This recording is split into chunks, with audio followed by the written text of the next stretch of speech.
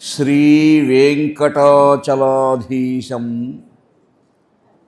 శ్రియాధ్యాసితవక్షసం శ్రితచేతనమందారం శ్రీనివాసమహం భజే. జన్మాద్యస్య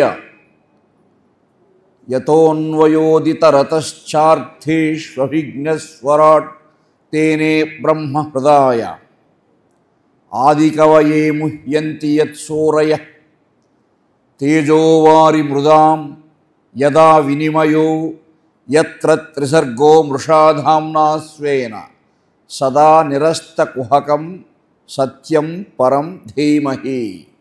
శ్రీమంజూషిక భక్తరక్షణ కళా శ్రీచుంచు ఆనందవల్లీ మంజు ప్రసవంబు చిద్గగన ప్రాళేయాంశువున్ మోక్షలక్ష్మీ మాణిక్య వినూత్నమేఖల కటాక్షీభూత నీహారరు శ్రీమంతంబై పొల్చు వెల్గు ఒకడే సేవింతు విశ్వేశ్వర. కైలాసాచల సానువాసము వృషస్కంధాగ్ర సంస్థాయి తత్ప్రాళేయాచల కన్యకా కుచుతటి పర్యంక నిద్రాగతంబు ఆలోలగ్ర జటాతటీ ఘటిత నాకౌక సరిత్కంబు దేహాలంకారిత లేలిహానము వెలుంగర్చింతు విశ్వేశ్వర. హ్రైంకారాసన గర్భితానుల శిఖాం సౌః క్లీం కళాం బిభ్రతీం సౌవర్ణాంబరధారిణీం వరసుధాధౌతాం త్రినేత్రోజ్వలాం వందే పుస్తకపాశమంకుశధరాం స్రగ్భూషితాం ఉజ్వలాం త్వాం గౌరీం త్రిపురాం పరాత్తరకళాం శ్రీచక్రసంచారిణీం. శ్రీ సూర్యాన్వయ చక్రవర్తి కులభూషి యోగిరాడ్భావనావాసి సద్గుణవారిరాసి కరుణావారాసి వాల్మీకి వాగ్భాసి పంక్తిరథాంతర స్మృతి పదాభ్రస్ఫార రాకాశసి కౌసల్యా హృదయ ప్రకాశి భువిజా కళ్యాణ రామా నమో. శ్రీరామ హృదయానందం భక్తకల్పమహీరుహం అభయం వరదం దోర్భ్యాం కలయే మారుతాత్మజం. అఖిలాండ కోటి బ్రహ్మాండ నాయకుడైనటువంటి దేవదేవుడు, కరుణా సముద్రుడు, దుష్ట శిక్షణకై శిష్టరక్షణకై అవతరించిన ఆదర్శమూర్తి, అవతారమూర్తి శ్రీరామచంద్ర ప్రభు యొక్క పవిత్ర పాదారవింద సన్నిధిలో ఈ పవిత్ర ప్రాంగణంలో విచ్చేసి ఉన్నటువంటి భాగవతోత్తములైనటువంటి మీ అందరికీ, సదస్యులందరికీ, దేవాలయ నిర్మాతలు, వ్యవస్థాపకులు, పూజ్యులు శ్రీమాన్ గల్లా రామచంద్రనాయుడు గారు, అమ్మ అరుణకుమారి గారు, వారి యొక్క అనుయాయులై ఈ దేవాలయ వ్యవస్థను రామకైంకర్యంగా భావించి సేవ చేస్తున్నటువంటి రామానాయుడు గారు, భానుమూర్తి నాయుడు గారు, రాధాకృష్ణ, అందరికీ సోదర సోదరీమణులు, ఎందరో మహానుభావులు అందరికీ నా యొక్క ప్రణామాంజలుడు సమర్పిస్తూ ఉన్నాను. ఈరోజు పరమ ప్రశస్తమైనటువంటి పవిత్రమైనటువంటి శ్రీ రామాయణ నవాహంలో 6వ ఘట్టానికి చేరుకుంటూ ఉన్నాము. ఈరోజు హనుమంతుడు రంగప్రవేశం చేస్తాడు. హైదరాబాద్ నుంచి మా వల్లీశ్వర్ గారు రావడం, ఈరోజంతా ఇక్కడ కైంకర్యాలు చేయడం, సోదరీమణి విదుషీమణి ద్వారం లక్ష్మి రమణ వాళ్ళు రావడం, గానం చేయడం, ఇవన్నీ కూడా ఆ హనుమంతుని వైభవాన్ని మనకు సూచిస్తూ ఉన్నాయి. హనుమంతుడు ఆయన మానవ జన్మ, నరజన్మైనా వానర జన్మైనా ఒకటే. మరి మనమంతా కూడా శరీరాన్ని ధరించి ఉన్నాం, ఉపాధి మాత్రమైనటువంటి శరీరం ఉంది మనకి. అయితే మన శారీరకమైనటువంటి మానసికమైనటువంటి యంత్రాంగాన్ని భగవంతునికి ఎంత అర్పిస్తున్నామని ఆలోచిస్తే 1% ఉంటుందా? అందులో కూడా సగం ఉంటుందా? అంతే. కానీ హనుమంతుడు అలా కాదు. సంపూర్ణంగా అన్నమయ్య చెప్పినట్టుగా దేహము మోచిన తెగువకు ఇటువలే సాహసమిటువలే చాటితీగా ఓ పవనాత్మజవో ఘనుడా బాపుబాపనగా పరగితిగా అని హనుమంతుడు తన శారీరకమైనటువంటి తన అంతరంగ సంబంధమైనటువంటి తన కర్మేంద్రియములు జ్ఞానేంద్రియములు శక్తియుక్తులన్నీ కూడా అణువు పరమాత్మ కర్పించినటువంటి భాగవతోత్తముడు ఆయన. అందుకే విశ్వరూపాన్ని చూపించే శక్తి భక్తుల్లో ఎవరికీ లేదు, ఆయన ఒక్కొక్కడికే ఉంది, ఇంకెవరికీ లేదు. సీతాదేవికి చూపించాడు విశ్వరూపాన్ని ఆయన. అలా విరాణ్మూర్తిని చూపించగలిగిన శక్తి పరమాత్మ అయినటువంటి విరాణ్మూర్తితో అభేద్యాన్ని పాటించగలిగినటువంటి శక్తి హనుమంతునికి ఒక్కనికే ఉంది, ఇంకెవరికీ లేదు భక్తుల్లో. అటువంటి మహానుభావుడు ఈరోజు నిజంగా ఎంతో సుదినము. శ్రీ రామాయణ ఘట్టంలో కిష్కింధాకాండకు మనం ప్రవేశించబోతున్నాము. 1971, 72 సంవత్సరాల్లో నేను అవధాన ప్రక్రియ ప్రారంభించాను విద్యార్థిగా, 10వ తరగతి విద్యార్థిగా. 53 సంవత్సరాలు అయింది ఇప్పుడు.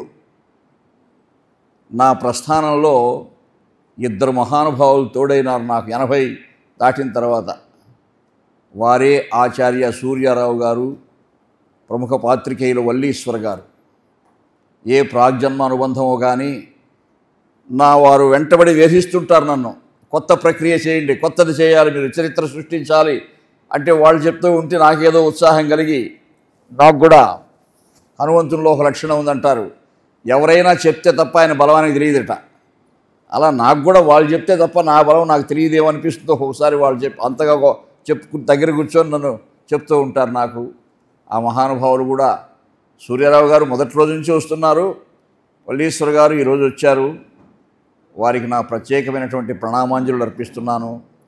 సోదరీమణి విదుషీమణి మధురాతి మధురంగా గానం చేశారు. ఆమె పరంపరాగతంగా సంప్రాప్తించినటువంటి ఆ సంగీత విద్యా వైభవాన్ని వారి కుటుంబంలో ఆమె వారసురాలుగా, గొప్ప కళాకారిణిగా తిరుమల తిరుపతి దేవస్థానంలో ఎన్నో కార్యక్రమాలు చేశారు. ఆమె ఇంకా భవిష్యత్తులో స్వామి ఆస్థానంలో ఆస్థాన విదుషీమణి కావాలని కూడా నేను ఆకాంక్షిస్తున్నాను. పరమాత్మ ఆ వరప్రదానం చేయించు, ఆమెకు ఎప్పుడైనా మనం చెప్పలేం. కరుణా సముద్రుడైనటువంటి నిత్యోత్సవ, పక్షోత్సవ, మాసోత్సవ, సంవత్సరోత్సవాది వివిధోత్సవ కృతానందుడు ఆమెకు తప్పకుండా ఆ విధంగా అనుగ్రహించాలని ఆ దేవదేవుని నేను ప్రార్థిస్తూ ఉన్నాను. అలాగా ఈరోజు మనం ఈ భక్తి ప్రపత్తులతో ఈ కార్యక్రమంలో ప్రవేశిస్తున్నాము. హనుమంతుని తల్లి అంజనాదేవి ఆమె కేసరి అనే ఒక వానరవీరునికి ధర్మపత్ని. ఆ ధర్మపత్నిగా ఉంటూ, ఇల్లాలుగా ఉంటూ ఆమె వాంఛించినటువంటి కోరిక ఏమిటంటే, ఒక లోకోత్తర వీరపరాక్రమోపేతుడైనటువంటి బిడ్డకు, పరమ భాగవత లక్షణాలు కలిగి నిరంతరము భగవదంకిత ప్రవృత్తితో ప్రవర్తించే ఒక బిడ్డకు జన్మనిచ్చి మంచి తల్లి అనిపించుకోవాలనే ఆశ ఆమెలో ఉంది అని గ్రంథాలు చెప్తున్నాయి. ఆ వాంఛతోనే ఆమె తపోదీక్ష వహించింది. ఆమె తపస్సుకు మెచ్చినటువంటి బ్రహ్మ ఆమెను కరుణించాడు. పుంజిక స్థల అనే దేవకాంతగా మారి ఆమె స్వర్గానికి వెళ్ళింది. పుంజిక స్థల ఆమె పేరు దేవకాంత.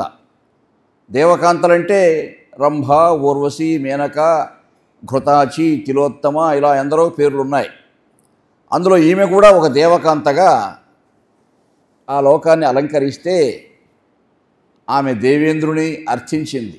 నాకు దేవకాంత కావాలనే ఆశ లేదు, ఈ దేవకాంత పదవిపై నాకు ఎటువంటి భ్రమలు లేవు, నాకు ఒక లోకోత్తర వీరపరాక్రమోపేతుడైనటువంటి బిడ్డ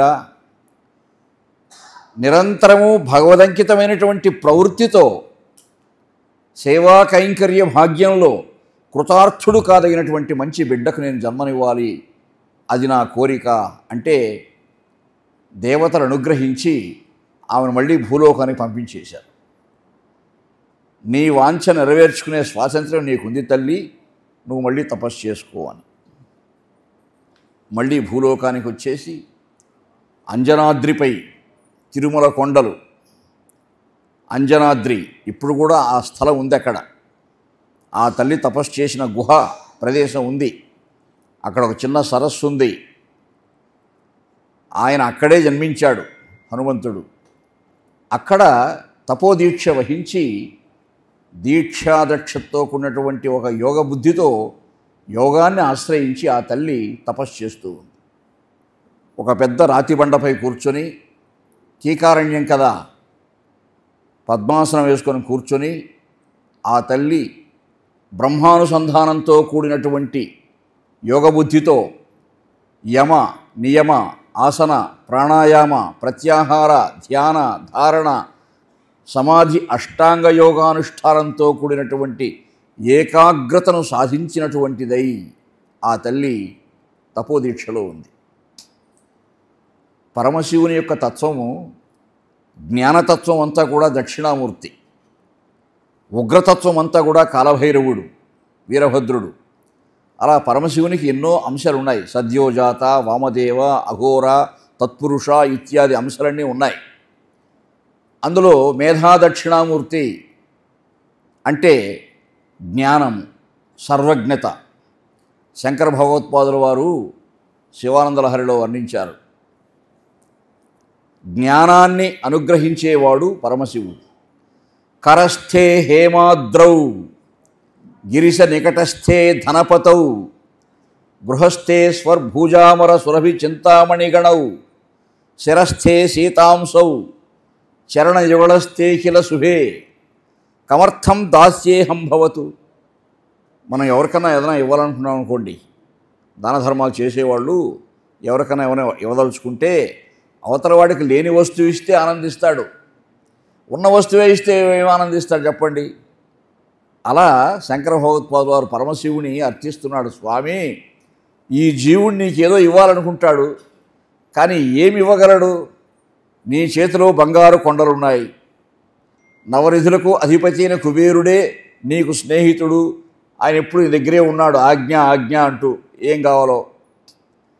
నీ పదపద్మాల్లో అష్టైశ్వర్యాలు ఉన్నాయి, నీ శిరస్సులో అమృతాన్నిచ్చే చంద్రుడున్నాడు, అలా నీకు అన్నీ ఉన్నాయి. నీకు ఇవ్వదగింది ఇంక ఈ జీవుని దగ్గర ఏముంది? బాగా ఆలోచిస్తే ఒక్క వస్తువు ఉంది. అదేమిటంటే చాంచల్యభూయిష్టమైన మనస్సు. అది మనకుంది కానీ పరమాత్మకు లేదు కదా. పరమాత్మకుంటే ఆయన దేవుడు ఎలా అవుతాడు?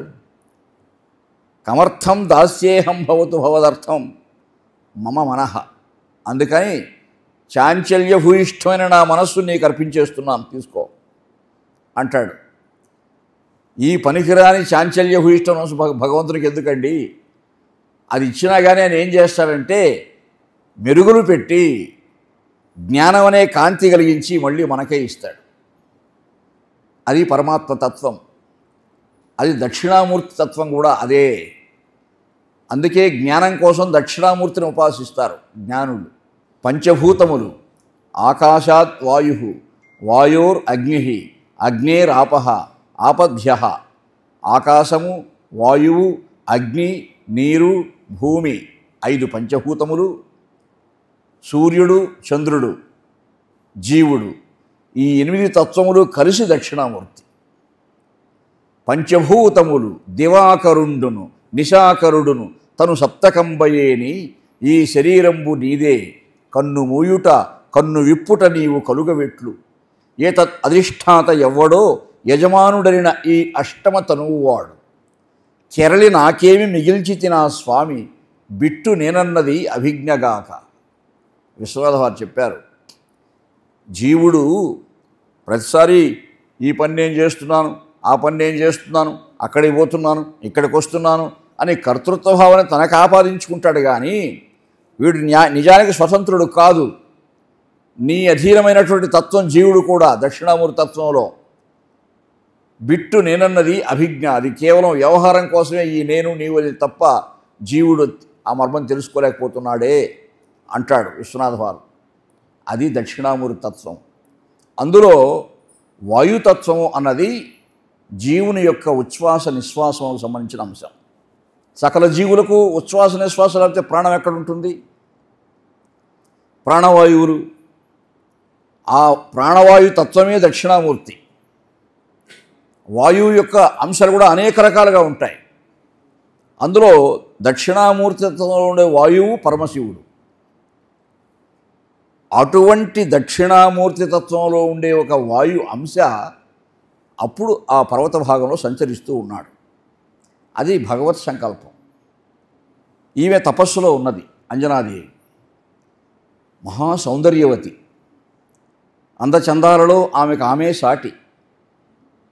ఆ మహాసౌందర్యానికి ఆకృష్టుడైనటువంటి ఆ వాయుమూర్తిగా ఉన్న దక్షిణామూర్తి పరమశివుడు ఆమెను ఆలింగనం చేసుకున్నాడు. వాయుదేవుడు ఆలింగనం చేసుకుంటే ఆకారం లేదు కదా, గాలే కదండి. ఆమెకేదో దిగ్భ్రాంతి కలిగింది. సమాధి అవస్థలోనే తపస్సు చేసే అనుభూతిలోనే ఒక దిగ్భ్రాంతి కలిగి కనులు తెరిచి ఎవడు వాడు నన్ను స్పృశించే ప్రయత్నం చేస్తున్నాడు, చుట్టుపక్కల ఏమైనా ఉన్నారా అని ఎవరైనా మాయతో ఇలా చేస్తున్నారేమో అనుకుని శపించే ప్రయత్నం చేయబోయింది. అప్పుడు వాయుదేవుడు లీలామూర్తి అనే ప్రత్యక్షమైన ఎదుట ప్రత్యక్షమై, అంజనాదేవి ఏ రాక్షసుడు ఏ మాయ కాదిది, నేనే వ్యామోహితుడనై నీ సౌందర్యానికి ఆకృష్టుడనై ఆలింగనం చేసుకున్నాను. కాబట్టి అలౌకికమైనటువంటి శృంగార రసాన్ని నీతో అనుభవించినట్టే. తత్పర్యవసానంగా నీవు సంకల్పించినట్టే లోకోత్తర వీరకుమారుడైనటువంటి బిడ్డ ఉదయిస్తాడు అని అనుగ్రహించాడు. ఆ తల్లి గర్భం ధరించింది. 9 మాసాలు నిండాయి. ఆ వాయుదేవుడు అనుగ్రహించినట్టే ఒక మనోజ్ఞమైనటువంటి బిడ్డ జన్మించాడు. కుండలోద్భాసి గండాంతం ఉపవీతినం ఉజ్వలం కౌపీనోద్భాసితం చైవ రూపం అత్యద్భుతం మహత్. ఆ బిడ్డ ఎలా ఉన్నాడంటే సహజ కుండలాలతో పుట్టాడు, ముగ్ధ మనోహరమైనటువంటి ముఖారవిందంతో పుట్టాడు, కౌపీనంతో పుట్టాడు, పట్టుకుచ్చులతో చేసిన కౌపీనం ధరించి పుట్టాడు ఆ బిడ్డ. కుండలోద్భాసి గండాంతం ఉపవీతినం యజ్ఞోపవీతంతో పుట్టాడు, ఉజ్వలం ప్రకాశిస్తున్నాడు, కౌపీనోద్భాసితం చైవ ఆ కౌపీనంతో అటువంటి చిహ్నాలతో రూపం అత్యద్భుతం మహత్ అత్యద్భుతమైనటువంటి రూపంతో పుట్టాడు ఆ బిడ్డ. వాయుదేవుడు పేర్కొన్నట్టే గొప్ప బిడ్డ జన్మించాడని ఆ తల్లి ఆనందించింది.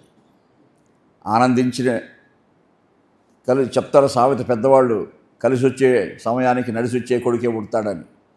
ఆ బిడ్డ పుట్టినరోజే మాట్లాడుతున్నాడు, అమ్మా నాకేదైనా తినాలని ఉంది తెచ్చిపెట్టు అన్నాడు. చుట్టూ ఆశ్రమాలు చాలా ఉన్నాయి కదా, ఎందరో మహర్షులు తపస్సు చేస్తున్నారు అక్కడ. ఆ బిడ్డను అక్కడ కూర్చోబెట్టి తాను వేరే ఆశ్రమాలకు వెళ్ళింది, ఏదైనా ఫలాలో ఏదో తీసుకొచ్చి బిడ్డకు పెట్టాలని. ఆమె అలా వెళ్ళేసరికి వాడు పుట్టినరోజే మహాయోగ బలంతో పుట్టాడు కదా, ఆ యోగబలంతో పుట్టినటువంటి వాడు అలా నడిచి బయట వచ్చాడు. ఆశ్రమం బయట వస్తే దట్టంగా కీకారణ్యము, చెట్లు గుబురుగుబురుగా ఉన్నాయి. ఆ చెట్ల కొమ్మల మధ్య అప్పుడే సూర్యోదయం జరుగుతూ ఉంది. ఉదయాచల సంరూఢం దదర్శ రవిమండలం నితాంత రక్తవర్ణేన ఫలబుద్ధిరభూత్త. అప్పుడే ఉదయించే సూర్యుడు ఎర్రగా ఉంటాడు కదా, ఆ సూర్యుడు ఆ కొమ్మల మధ్య ఏదో ఒక చెట్టు కాచిన పండులాగా కనిపించాడు ఆ బిడ్డకి. అరే ఇక్కడే దగ్గరలో మంచి పండు కనిపిస్తూ ఉంది, అమ్మ ఎక్కడికో పోయిందని యోగశక్తితో లంఘించాడు ఆయన. ఆ పండు అంత దగ్గర ఎక్కడుంది, అరే దగ్గర ఉన్నట్టే ఉంది, ఇది ఇంకా పోతున్నాడు. ఈ చెట్ల మధ్యలో కనిపించే కానీ ఎక్కడో ఆకాశంలో ఉంది ఈ పండు అనుకుంటూ ఆయన వెళుతూ ఉంటే దేవేంద్రుడే ఆ దృశ్యం చూసి ఆశ్చర్యపడ్డాడట. వీడు బిడ్డ ఇప్పుడే ఇంత యోగశక్తితో ఎగిరిపోతున్నాడే గగనమండలానికి, అలా వెళ్ళడం మంచిది కాదు కదా అని అక్కడి నుంచి వజ్రాయుధంతో కొట్టాడు. కొడితే ఆశ్రమంలో వచ్చి బోరగిలబడ్డాడు ఆ బిడ్డ. ఆయన జన్మించినప్పుడు కుండలోద్భాసి గండాంతం ఉపవీతనముజ్వలం కౌపీనోద్భాసితం చైవ రూపం అత్యద్భుతం మహత్, ఇన్ని దివ్య లక్షణాలతో ఉన్నటువంటి ఆ బిడ్డను చూసి ఎంత అందంగా ఉన్నాడు ఈ బిడ్డ అని అంజనాదేవి ఆయనకు సుందరుడు అని పేరు పెట్టుకున్నది. ఆయనే సుందరుడు. ఆయన మొదటి పేరు సుందరుడు. అంజనాదేవి కుమారుడు కాబట్టి ఆంజనేయుడు. ఇప్పుడు బోరగిలబడ్డాడు కదా, తల్లి పొల్లించింది పైకి. బిడ్డ క్షేమంగానే ఉన్నాడు కానీ బోరగిలబడినందువల్ల చెక్కిళ్ళు బాగా ఉబ్బిపోయి ఉన్నాయి. కాస్త ఊదిందంటారు కదా, అప్పుడు ఇంకా అందంగా ఉన్నాడంట బిడ్డ. అరే ఆ చెక్కిళ్ళు ఉబ్బి ఉన్నాయి, ఏదైనా మందు వేస్తే బాగుంటుందంటే మహర్షులు వచ్చి వద్దమ్మా బాగా ఉన్నాయి అని కానీ ఆగ్రహించింది. ఆ విధంగా కొట్టచ్చు నా బిడ్డని. గగనమండలంలో యోగశక్తితో ఎగిరే బిడ్డను చూసి ముచ్చటపడాలి కానీ ఎవడా దుర్మార్గుడు అంటే దేవేంద్రుడు. వాయుదేవునికే చెప్పింది, ఏదో లోకోత్తర వీరపరాక్రమోపేతుడైనటువంటి బిడ్డనిస్తానన్నారు మీరు నాకు, తొలి రోజే వీడి దెబ్బతిన్నాడే, ఏమిటిది ఈ వైపరీత్యము అంటే వాయుదేవునికి ఆగ్రహం కలిగింది. అష్టదిక్పాలకుల్లో ఉండే ఒక వాయుదేవుడు ఉన్నాడు, ఆయనకు కూడా వాయుశక్తి ఉంది, ప్రాణశక్తి ఉంది. కానీ అష్టదిక్పాలకుల్లో ఉండే వాయుదేవుని కంటే దక్షిణామూర్తత్వంలో ఉండే వాయుదేవుడు మహాదివ్యాంశ సంభూతుడు. ఆయన ఏమయ్యా నేనేం నీ సామంతరాజును అనుకున్నావా? నా బిడ్డను ఈ విధంగా శిక్షిస్తావా? సమస్త లోకాలలో వాయుస్తంభనం చేస్తాను, నీ సృష్టి ఏమైపోతుంది, నీ పరిపాలన ఏమైపోతుంది ఆగ్రహించాడు దేవేంద్రుడి పైన. చతుర్ముఖ బ్రహ్మను ప్రార్థించాడు దేవేంద్రుడు, స్వామి పెద్ద కష్టం వచ్చేసింది, ఆయన చెప్పినట్టుగానే వాయుస్తంభనం చేస్తే ఒక్క జీవి ఉంటుందా లోకంలో? బ్రహ్మ వచ్చేసాడు అక్కడికి. అమ్మా ఆగ్రహించద్దు, ఇది కూడా నీకు ఒక మంచికే జరిగిందనుకో. నీ బిడ్డ దివ్యబల సంపన్నుడు, బ్రహ్మాస్త్రం వంటి ఆయుధాలు కూడా ఆ బిడ్డను ఏమీ చేయలేవు. మాతృగర్భంలోనే సమస్త ఔషధాలు ఈ వనంలో ఉండే మూలికలని నువ్వు సేవించావు కాబట్టి అటువంటి దివ్యబల సంపన్నుడు ఆ బిడ్డ. మహాయోగశక్తి సంపన్నుడు. ఆయనకున్న యోగశక్తి అఖండము, బలము అఖండము అని దివ్య వరాలన్నీ ప్రసాదించాడు. అంటే అంత బలవంతుడు వాడు పుట్టినప్పుడే బిడ్డ అనుగ్రహించి బ్రహ్మ సెలవు తీసుకున్నాడు. తల్లి ఆనందించింది. ఆమె అంజనాదేవి కుమారుడు కాబట్టి ఆంజనేయుడు అన్నారు మహర్షులు. అందమైనటువంటి హనుములు కలిగిన వాడు కాబట్టి హనుమంతుడు అన్నారు. తల్లే సుందరుడు అని పేరు పెట్టినాడు, సుందరుడు అన్నారు. అన్ని పేరులతో మహర్షులు బాగా గారామం చేశారు వాడిని. అలా గారాం చేసేసరికి అల్లరి ఎక్కువైపోయింది. ప్రతి మహర్షి ఆశ్రమానికి పోయి బాగా అల్లరి చేస్తాడు. ఆ మహర్షులకు కూడా సంసారాలు ఉంటాయి. వాళ్ళు మునిపాలకులు ఉంటారు, వాళ్ళని కొడతాడు, లాక్కొస్తాడు. అప్పుడు మహర్షులు శపించారు వాడిని.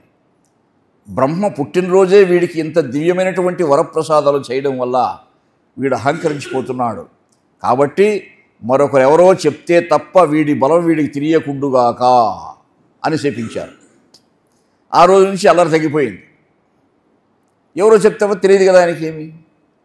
కానీ తల్లి అనుకున్నది, మన బిడ్డ చదువుకోవాలి బాగా అని అడిగింది. మహర్షులందరినీ అడిగింది, మీ గురుకులంలో చేర్చుకోండి.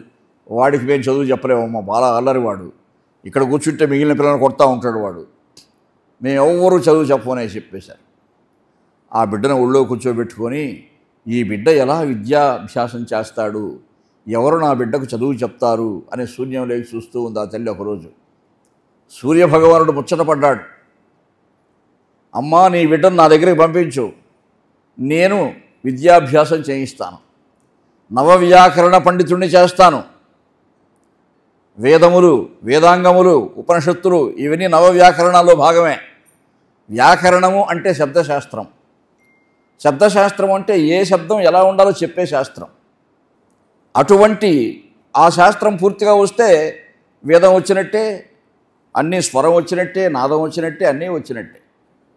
అది నేను చెప్తాను ఆ బిడ్డకి, నా దగ్గర పంపించు. అయితే ఒక్క నియమాన్ని పాటించాలి, నా తీక్ష్ణతను భరించి చదువుకోవాలి ఆ బిడ్డ. ఎండ వేడి ఎక్కువ కదా సూర్యభగవాను దగ్గర, ఆ తీక్ష్ణత భరించి వాడు చదువుకోగలిగితే అన్నీ చెప్తాను నేను అన్నాడు. ఆ బిడ్డను అడిగింది, ఆ తీక్షణత భరించి చదువుకోగలవంటే చదువుకుంటా అన్నాడు. ఆ తీక్షణత భరించగలను అన్నాడు. ఆ యోగశక్తి ఆయనకు ఉంది. సూర్యమండలానికి వెళ్ళి సూర్యభగవాను దగ్గరనే నవవ్యాకరణాలు అధ్యయనం చేశాడు ఆయన. విద్యాభ్యాసం పూర్తయిందండి.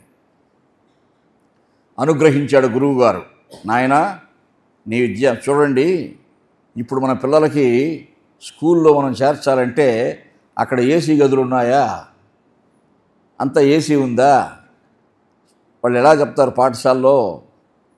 ఇక్కడ కూడా రామచంద్ర నాయుడు గారు కూడా పెద్ద మంచి విద్యా నడుపుతున్నాడు కళాశాల అంతా కూడా, కానీ అంతా కూడా ఏసీయే చేస్తున్నారు ఇక్కడ. ఇప్పుడు అది మామూలు అయిపోయింది, పరిపాటి అయిపోయింది. కానీ ఆనాడు హనుమంతుడు అలా కాదు, ఆ సూర్యభగవానుని తీక్షణత భరించి చదువుకున్నాడు ఆయన. ఆ ఎండ వేడిని భరించి చదువుకున్నాడు ఆయన. అన్నమయ్య వర్ణించాడు ఆయన ఎలా చదువుకున్నాడని. ఆ సూర్యమండలంలో చదువుకొని విద్యాభ్యాసం అంతా పూర్తి చేసుకొని గురువుగారు చెప్పారు, నీ విద్యాభ్యాసం పూర్తయింది ఆయన, ఇంక నువ్వు మళ్ళీ అమ్మ దగ్గరికి వెళ్ళిపోవచ్చు, మీ అమ్మ దగ్గరికి. ఆనందంగా వచ్చాడు హనుమంతుడు. తల్లికి చెప్పాడమ్మా, గురువుగారే చెప్పారు నా విద్యాభ్యాసం పూర్తయింది, నవవ్యాకరణ పండితుడైనా నేను ఇప్పుడు చెప్పాడు. మరి అమ్మ అడిగేది, నాయన గురువుగారు గొప్పగా నీకు విద్య చెప్పినట్టున్నారు, బాగానే ఉంది, గురువుగారికి విద్యాభ్యాసం పూర్తయిన తర్వాత పత్రం పుష్పం ఫలం తోయం అన్నట్టు ఏదైనా గురుదక్షిణ సమర్పించావా అన్నది. నాకు ఆ సంగతి గురువుగారు కూడా చెప్పలేదమ్మా అట్లా సమర్పించాలని. ఏదో ఒకటి సమర్పించాలి నాయన, లేకపోతే విద్యాభ్యాసం పూర్తయినట్టు కాదు. మళ్ళీ సూర్యమండలానికి ఎగసి వెళ్ళాడు. గురువుగారు మీరు నాకు చెప్పలేదే, అనుగ్రహించలేదే, అమ్మ నాకు చెప్పింది, నేను మీకు గురుదక్షిణ సమర్పించాలంటే ఏకాగ్రత బంధుర చిత్తవృత్తితో మంచి గ్రహణ శక్తితో నేను చెప్పిన చదువంతా నువ్వు చదువుకున్నావు నాయన, అదే గురుదక్షిణ. మంచి గురువు గారికి అంతకంటే ఏం అవసరం లేదు, నువ్వు నాకు ప్రత్యేకించి ఇవ్వాల్సిన అవసరం లేదు, వెళ్ళు అన్నాడు. అలా కాదు గురువుగారు, అమ్మ ఒప్పుకోదు నేను వెళ్ళినా కానీ, కాబట్టి దయచేసి అనుగ్రహించండి, మీకు ఏది నేను గురుదక్షిణ చెల్లిస్తే బాగుంటుందో మీరే సెలవు ఇవ్వండి. ఇంకా మొండిగా కూర్చున్నాడు. సూర్యభగవానుడు వీడు వదిలేట్టుగా లేడరా వీడికి అనేసి చెప్పాడు, నాయన సూర్యవంశపు చక్రవర్తులలో భగవంతుడు ఉదయించినాడు. దుష్ట శిక్షణకు శిష్టరక్షణకు ఆ పరమాత్మ సూర్యవంశపు చక్రవర్తులలో శ్రీరామచంద్రుడై అవతరించి ఉన్నాడు. నీ సేవలు ఆయనకు అవసరం అవుతాయి, నువ్వు ఆయన్ని సేవించడమే గురుదక్షిణ చెప్పేశాడు. అలాగా గురువుగారు, అయితే ఆయన నేను ఎలా కలుసుకోవాలి, ఎక్కడ కలుసుకోవాలి, మరి ఆయన నన్ను గుర్తించాలి కదా, మీ శిష్యుడుగా నన్ను అనుకోవాలి కదా ఆయన అంటే, సూర్యభగవానుడే తన అనంతమైన అనర్ఘమైనటువంటి మహా తేజస్సు నుంచి ఒక అనర్ఘ రత్నహారాన్ని సృష్టించి ఆయన మెడలో వేశాడు. ఇది ఎవరికి కనపడదయ్యా, ఒక్క రామునికే కనిపిస్తుంది. ఈ హారాన్ని చూచి నీతో మాట్లాడినవాడే నీ రాముడు అని చెప్పాడు. అది ఎవరికి కనపడదు. చూసారా, విద్యార్థులకు గోల్డ్ మెడల్ అంటే అప్పుడే ప్రారంభమైందేమో. బాగా చదువుకున్న విద్యార్థులకు బంగారు పథకం ఇస్తారంటే అది సూర్యభగవానుడే ప్రారంభించాడు. మంచి విద్యార్థి, ఆయనకు మంచి పథకం వేశాడు.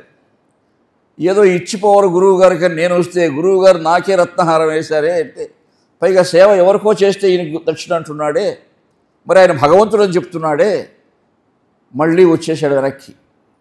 అమ్మా గురువుగారు ఇలా సెలవిచ్చారు నాకు, నేను శ్రీరామచంద్రుని సేవించాలి, అదే గురుదక్షిణ అంటున్నారు గురువుగారు. మరి ఆ రామచంద్రుడిని ఎలా నేను గుర్తించాలని అడిగితే నాకు ఈ రత్నహారాన్ని వేశారు, అది ఎవరికి కనపడదట. తల్లి వచ్చి తడిని చూసింది, ఆమెకు కూడా ఏం అర్థం కాలేదు, కనపడలేదు. మరి సూర్యభగవానుడే అలా సెలవిచ్చి ఉంటే నువ్వు కృతార్థుడైనావు నాయన, నీ జన్మ ధన్యమైంది. ఎటువంటి బిడ్డను కావాలని నేను అనుకున్నానో, లోకోత్తర వీరపరాక్రమోపేతుడైనటువంటి బిడ్డ తన యొక్క సమస్త శారీరక మానసిక యంత్రాంగాన్ని పరమాత్మకు నివేదనం చేయగలిగినటువంటి భాగవత లక్షణం కలిగినటువంటి బిడ్డ నాకు కావాలనుకున్నాను. అటువంటి బిడ్డనే పరమాత్మ అనుగ్రహించాడు. వెళ్ళి నీ భాగవత తత్వాన్ని నిరూపించుకో. అయితే ఆ రాముడు అంజనాద్రిలో ఉంటే ఎలా కనిపిస్తాడు నీకు?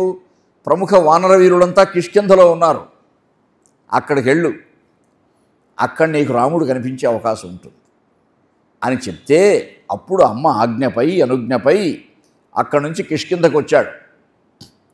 కిష్కింధలో కొట్టుకుంటున్నారు అన్నదమ్ములు. అక్కడికి అప్పటికి ఇద్దరు అన్నదమ్ములు కొట్టుకుంటున్నారు అక్కడ. వాళ్ళు ఎవరంటే వాలి సుగ్రీవుడు. బాగా ఇద్దరికీ పరస్పర విరోధం అన్నదమ్ములకి. అందులో గుర్తించాడు ఎవరి దగ్గర ఉంటే బాగుంటుంది అంటే వాలిలో భాగవత లక్షణం లేదు. మహాబలాఢ్యుడు ఆయన, గొప్ప బలవంతుడు, కానీ భక్తి ప్రపత్తులు లేవు ఆయనలో. సుగ్రీవునిలో కూడా బలం ఉంది, వాలి అంత బలం కాకపోయినా వాడు బలవంతుడే, కానీ ఆయన కూడా భాగవతుడు, దైవబలాన్ని విశ్వసించినటువంటి వాడు.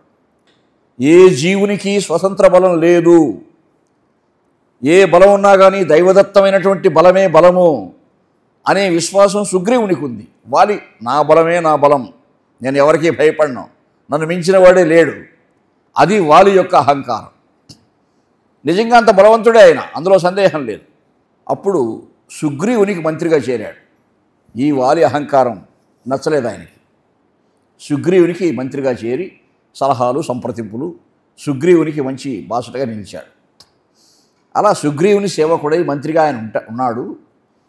రాముడు ఎక్కడున్నాడు? జటాయువుకు ఉత్తరక్రియలు చేసి సీతమ్మ వారిని వెతుక్కుంటూ వస్తూ ఉన్నాడు ఆయన. ఆ కీకారణ్యంలో వస్తూ ఉంటే ఎక్కడి నుంచో మరొక రాక్షసుడు ఎదురైనాడు ఆయనకి. ఆ రాక్షసుని ఆకారం ముందు కనపడడం లేదు ఆయనకి. వాడికి పెద్ద చేతులు ఉన్నాయి, ఆ చేతులు చాచి ఎక్కడ ఉండే జంతువులైనా లాగే ఆకర్షిస్తాడు వాడు. అలా రామలక్ష్మణుని పట్టుకునే ప్రయత్నం చేస్తున్నాడు గట్టిగా. ఆ సుదీర్ఘమైన హస్తాలు కనిపిస్తున్నాయి కానీ మనిషి ముఖం కనపడడం లేదు. పరీక్షించి చూశారు రామలక్ష్మణుడు. వాడు కూడా విరాధునిలాగానే పెద్ద చేతులతో వీళ్ళని పట్టుకొని దగ్గరికి తీసుకునే ప్రయత్నం చేస్తూ ఉంటే మళ్ళీ రామలక్ష్మణుడు సమయస్ఫూర్తితో వాడి చేతులు నరికారు. వాడే కబంధుడు.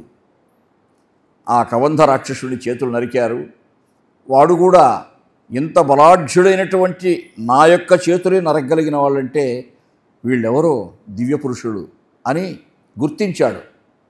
రాముడు పరమాత్మ అని చెప్పాడు. అయ్యా, స్థూలశిరుడు అనే మహర్షి ఈ శాపం ఇచ్చాడు నాకు. నేను తపస్సంపన్నుణ్ణే, తపస్సు చేసి కామరూప శక్తిని సంపాదించాను. ఏ రూపం కావాలంటే ఆ రూపం పొందగలను. నాకు ఆ శక్తి వచ్చిన వెంటనే ఈ రూపాన్ని పొంది ఆ మహర్షిని పీడించే ప్రయత్నం చేస్తే ఆయన ఆగ్రహించి ఈ రూపం నీకు ఇష్టమైతే ఇట్లాగే ఉండని శపించాడు. ఎలా ఉండగలవండి? వికారమైన రూపం కదా, రాక్షసాకారం. తప్పు జరిగిపోయింది స్వామి, శాపాంతం అనుగ్రహించండి, కాళ్ళపైన పడ్డాను. రాముడు వస్తాడు, రాముని ఆయుధ స్పర్శతో నీ శాపం పోతుందన్నాడు అని ఆ రాముని యొక్క స్పర్శ చేత తన శాపం పోగొట్టుకొని గంధర్వాకారాన్ని పొంది వాడు కూడా గగనమండలానికి ఎగిసిపోయాడు. వెళుతూ చెప్పాడు, రామా, సమీపంలో సుగ్రీవుడు ఉన్నాడు, ఆయనతో మీరు స్నేహం చేయండి, అది మీకు సౌఖ్యంకరంగా ఉంటుంది, సుగ్రీవునికి సౌఖ్యంకరంగా ఉంటుంది అని చెప్పి వెళ్ళిపోయాడు వాడు. అక్కడి నుంచి వస్తూ ఉన్నారండి. మహాభక్తురాలైనటువంటి శబరి ఆశ్రమానికి వచ్చారు. ఇక్కడ నాకు ఒక మంచి స్మృతి ఉందండి. నేను ఎన్నో అవధానాలు చేశానని చెప్పాను కదా. 1988లో అనంతపురంలో లలిత కళాపీఠంలో శతావధానం చేస్తున్నాను. 25 సమస్యలు ఉంటాయి శతావధానంలో. 4వ పాదం చెప్తారు, పై 3 పాదాలు పూరించమంటారు. ఒక పండితుడు, మంచి యువకుడు, దిట్ట, దిగ్ధంతి, సంస్కృతాంధ్రాలు బాగా చదువుకున్నాడు. ఆయనకేమంటే ఉద్యోగం పోయింది. ఒక ఓరియంటల్ కాలేజీలో లెక్చరర్ ఆయన. అప్పుడు రామారావు గారు ముఖ్యమంత్రి. కొన్ని ఓరియంటల్ కాలేజీలు తీసేశాడు ఆయన.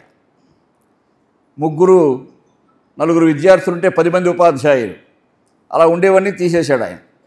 అలా పాపం ఉద్యోగం పోగొట్టుకున్నాడని కోపం.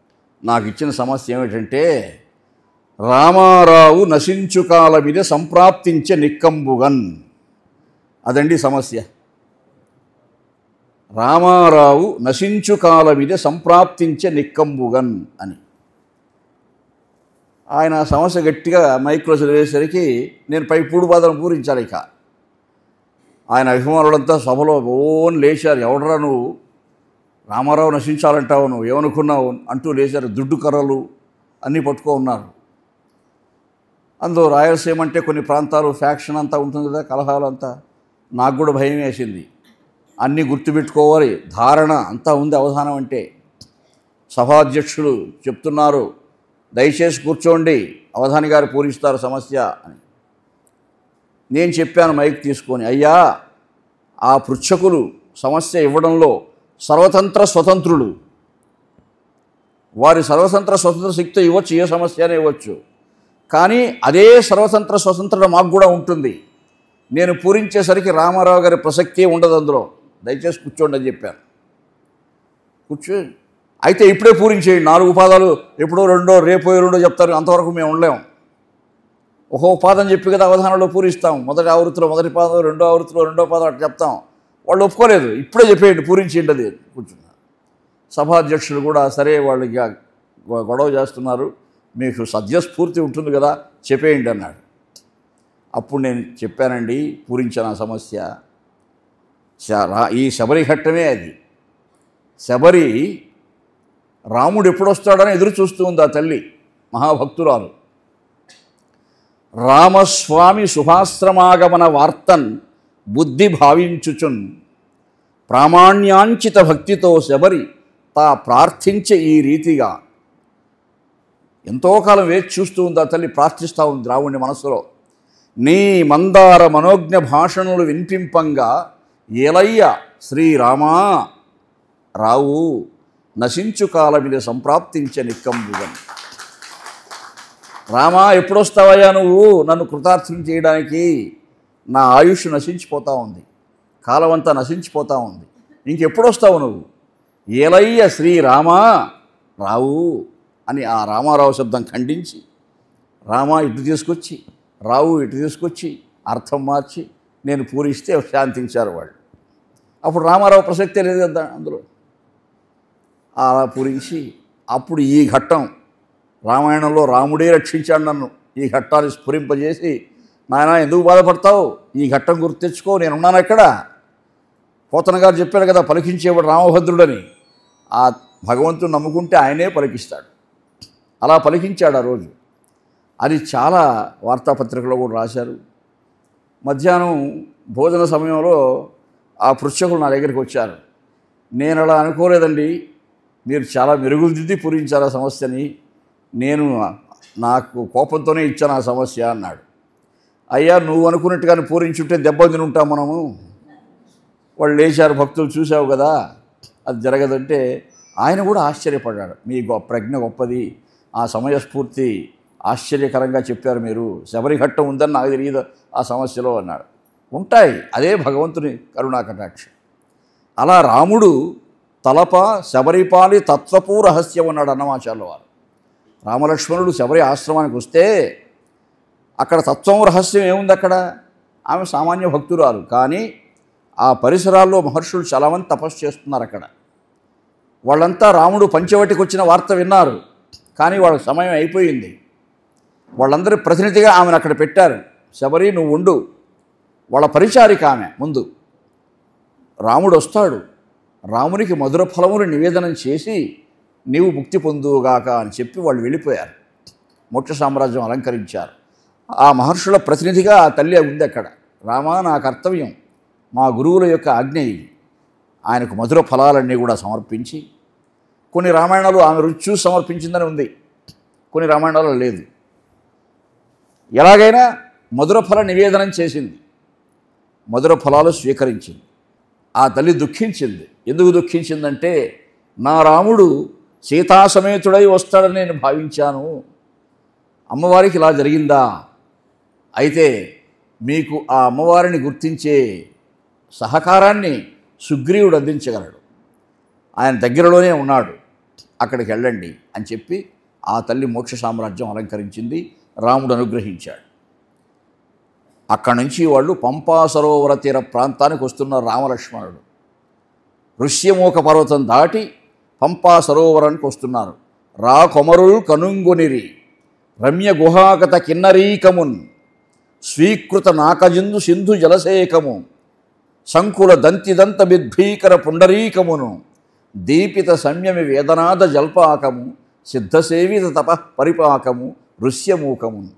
అటువంటి ఋష్యమూక పర్వతానికి వచ్చారు వాళ్ళు. ఆ పర్వతం దాటి ప్రక్కనే కిష్కింధ సామ్రాజ్యము, ఆ రాజ్యానికి సరిహద్దులుగా పంపా సరోవరం ఉంది, పెద్ద సరస్సు పంపా సరస్సు. ఆ పంపా సరస్సు యొక్క తీరంలో మనోజ్ఞంగా సెలయేళ్ళు ప్రవహిస్తున్నాయి, చిన్న చిన్న నదులు ప్రవహిస్తున్నాయి, పిల్ల కాలువలు ప్రవహిస్తున్నాయి, గుట్టలు ఉన్నాయి, చిన్న చిన్న గుట్టలు. ఆ సరస్సుని, ఆ గుట్టలని, ఆ ప్రకృతిని చూస్తూనే రాముడు తాత్కాలికంగా సీతా వియోగ బాధ విస్మరించాడు. ప్రకృతి సౌందర్యానికి ముగ్ధుడైనాడు. సౌమిత్రే శోభతే పంప కారణం శుభదర్శనం ఎత్ర రజంతి శైలవా ద్రుమా సశిఖరా ఇవ. పెద్ద సముద్రం అంత సరస్వతి. ఆ సరస్సు తీరంలో చెట్లు, పెద్ద పెద్ద చెట్లు ఏపుగా పెరిగి ఉన్నాయి. ఆ చెట్ల నీడలు లోపల కనిపిస్తూ ఉంటే సముద్రంలో పర్వతాలు ఉంటాయన్నారు కదా, ఆ విధంగా ఉందయ్యా ఆ దృశ్యము. ఈ పంపా సరస్సు వర్ణిస్తున్నాడు రాముడు ఆ పరిసరాలను. పుల్ల పద్మోత్పలవతి వైఢూర్య విమలోదక, వైఢూర్యములు కరగించిపోసినట్టుగా జలము ఎంత నిర్మలంగా ఉంది చూడయ్యా. నల్లగా ఉన్నాయి నీళ్లు, నల్లగా ఉన్నా కానీ కింద ఆ సైకత స్థలం కూడా కనిపిస్తూ ఉంది అని ప్రకృతిని వర్ణిస్తాడు. చుట్టూ గుట్టలపై పొదలు ఉన్నాయి. ఆ పొదలన్నీ పూల పొదలు పుష్పించి ఉన్నాయి. అవి చూచి ఆనందపడుతున్నాడు. పుష్ప సంచన్న శిఖర మారుతోక్షేప చంచల అమీ మధుకరోత్తంస. గుట్టలపై పొదలుండి ఆ పొదలు విరగబూచి, ఆ విరగబూచిన పూలలో ఉండే మకరందాన్ని ఆస్వాదిస్తూ తుమ్మెదలు ఝంకారం చేస్తూ ఉన్న సమయంలో ఆ పొదలు గాలికి అటు ఇటు ఊగుతూ ఉంటే ఈ గుట్టలే పరవశించి గానం చేస్తున్నాయా అన్నంత మనోజ్ఞంగా ఉంది ఆ దృశ్యం. వర్ణించాడు. పుష్ప సంచన్న శిఖర మారుతోక్షేప చంచల అమీ మధుకరోత్తంస ప్రగీత ఇవ పాదపాహ. ఆ పాదపములు, ఆ చెట్లే పాటలు పాడుతున్నాయా, గుట్టలే పాటలు పాడుతున్నాయా అర్థం కావడం లేదయ్యా. అంత మనోజ్ఞంగా ఉంది శంకార గానము అని ఆ గానాన్ని ఆస్వాదిస్తున్నాడు. ఇమాని శుభగంధీని పశ్యలక్షణ సర్వసహ. ఆ పంపా సరస్సులో పెద్ద పెద్ద పద్మములు వికసించి ఉన్నాయి, తామరలు, తెల్లని తామరలు. శుభమైన గంధం వస్తూ ఉంది, వాసన అక్కడి నుంచి. పశ్యలక్షణ లక్ష్మణ, ఆ తామరలు చూడు, ఆ పద్మాలు చూడు ఎంత బాగున్నాయి. నరిణాని ప్రకాశంతే జలే తరుణ సూర్యవత్. ఒక్కొక్క పద్మాన్ని చూస్తూ ఉంటే ఒక్కొక్క సూర్యమండలం చూసినంత ఉంది. అంత ఒప్పారిన పత్రాలతో ఉన్నాయి ఆ పద్మాలు అని ఆ ప్రకృతి వర్ణంలో మునిగిపోయాడు ఆయన కాసేపు. ప్రకృతి ప్రియుడు కదా పరమాత్మ, పంచభూతాత్మక ప్రకృతి ప్రియుడు ఆయన. ఆ సమయంలో దాత్యూహము, కోకిలల్లో కూడా కొన్ని జాతులు ఉంటాయట. ఇప్పుడు ఏనుగుల్లో భద్రజాతి ఏనుగులు శ్రేష్టం అని చెప్తారు కదా.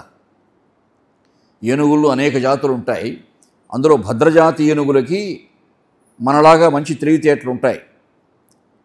యుద్ధరంగంలో ఏనుగుపై యుద్ధం చేస్తే రాజులు ఆ భద్రజాతి ఏనుగులనే ఎంచుకుంటారు. ఆ ఏనుగులకి ఆ తెలివి ఉంది కాబట్టి శత్రువుని ఎలా రాజుగారు సంహరించాలో అవే వ్యూహం పోతూ ఉంటాయి. అటువంటి భద్రజాతి ఏనుగు. అలాగే కోకిలలో కూడా దాత్యూహము అనే కోకిల చాలా మధురంగా కూస్తుందట. అది అటువంటి దాత్యూహం అనే కోకిల ఎక్కడో చెట్లో కూసింది. రాముడు అలా పైకి తల ఎత్తి చూచాడు. శ్రుత్వైతస్య పురాశబ్ద ఆశ్రమస్థ మమాఖిల. లక్ష్మణ, పంచవటిలో ఉన్నప్పుడు ఎక్కడైనా ఇటువంటి కోకిల మధుర స్వరాన్ని వినిపిస్తే అదే పనిగా సీతను ఏ పనిలో నన్ను దగ్గరికి పిలిచి, స్వామి అక్కడ కూస్తూ ఉంది చూడండి అని చూపించేదట.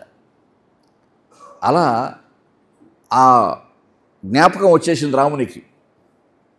సీతమ్మ వారు ఇప్పుడు గుర్తొచ్చారో ఇంకా దుఃఖం వచ్చింది. అంతవరకు ప్రకృతిని చూసి ఆనందిస్తూ ఉన్నాడు. అపశ్యతో మే వైదేహి జీవితం నాభిరోచతే పద్మపత్ర పరాసాక్షి సతతం ప్రియపంకజ. పద్మపత్ర పరాసాక్షి అయినటువంటి పద్మముల వంటి కన్నులు కలిగినటువంటి సీత లేకపోతే నా జీవితం ప్రకాశించదు లక్ష్మణ, దుఃఖమే మిగిలింది. యాని స్మ రమణీయాని, ఈ ప్రకృతిలో రమణీయమైన వస్తువులు ఎన్నో ఉండొచ్చుగాక, అవన్నీ సీత నాకు దగ్గరుంటేనే నాకు రమణీయంగా కనిపిస్తాయి. లేకపోతే తాన్యేవ అరమణీయాని, నాకు ఇంక నేను ప్రకృతి రమణీయతను చూసి ఆనందించలేను నాయన అని దుఃఖం వచ్చేసింది ఆయనకి. సుదీర్ఘంగా వర్ణించాడు ప్రకృతిని. ఇప్పుడు దుఃఖిస్తున్నాడు. అన్నా, మీలాంటి మహానుభావులు దుఃఖించకూడదన్నా. సోత్సాహస్యకి లోకేషు నకించిత్ అపి దుర్లభం స్వాస్థ్యం భద్రం త్యజస్వారి. త్యజించండి ఆ కృపణ బుద్ధి, ఆ దైన్యం పొందకండి. మీ వంటి మహావీరుడు దైన్యాన్ని పొందకూడదు. అమ్మవారు తప్పకుండా కనిపిస్తారు, తప్పకుండా మనం అమ్మవారిని చూడగలం, నాకు ఆ నమ్మకం ఉంది అని తమ్ముడు ధైర్యం చెప్తున్నాడు. ఈ ఇద్దరిని సుగ్రీవుడు దూరం నుంచి చూచాడండి. భయపడిపోయాడు, కంపించిపోయాడు. వాళ్ళు ఎవరండి? ఆరూఢ మేరు శిఖరాకారుడొకడు, వార్షికాభ్ర కారణ కాంతి స్ఫార శరీరుండొక్కడు, మీరలు చూచితిరే మన సమీపాటవులను. హనుమంతుని పిలిచాడు. హనుమా, ఆ కనిపించే వీరుల్ని చూచావా? అటువంటి వాళ్ళని ఎక్కడన్నా చూచావా మనము? దృక్కోణంబులు పట్టరాక తిరిగిన గ్రీవాంత దేశంబు. వారి కన్నులు ఎంత పెద్దవో ఇక్కడికి తెలుస్తూ ఉంది నాకు, ఎంత దూరం నుంచి చూస్తూ ఉంటే కూడా. అంత మేరునగ ధీరులుగా కనిపిస్తున్నారు వాళ్ళు. ఎంత ఎత్తైన మనుషులు అండి. అటువంటి వాళ్ళని ఎక్కడ చూడలేదే మనము.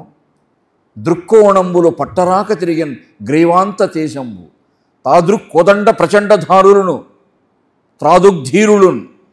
వారు ధరించిన కోదండములు, విల్లులు, ఆ ఖడ్గాలు చూస్తూ ఉంటే గుండెలు అవిసిపోతూ ఉన్నాయి. ఇక్కడే తట్టుకోలేకపోతున్నాను హనుమా. ఇది తప్పకుండా మా అన్నగారి ప్రయత్నం. ఇది మా అన్న వాలి మహాబలవంతుడు. వాలి ఎంత బలవంతుడంటే ఉదయం పెద్ద భక్తి ఉండేవాడు కాదు, కానీ ఆడంబరం భక్తి కొంతమందికి ఉంటుంది. 4 సముద్ర తీరాల్లో పోయి సూర్య నమస్కారం చేస్తాడు వాడు.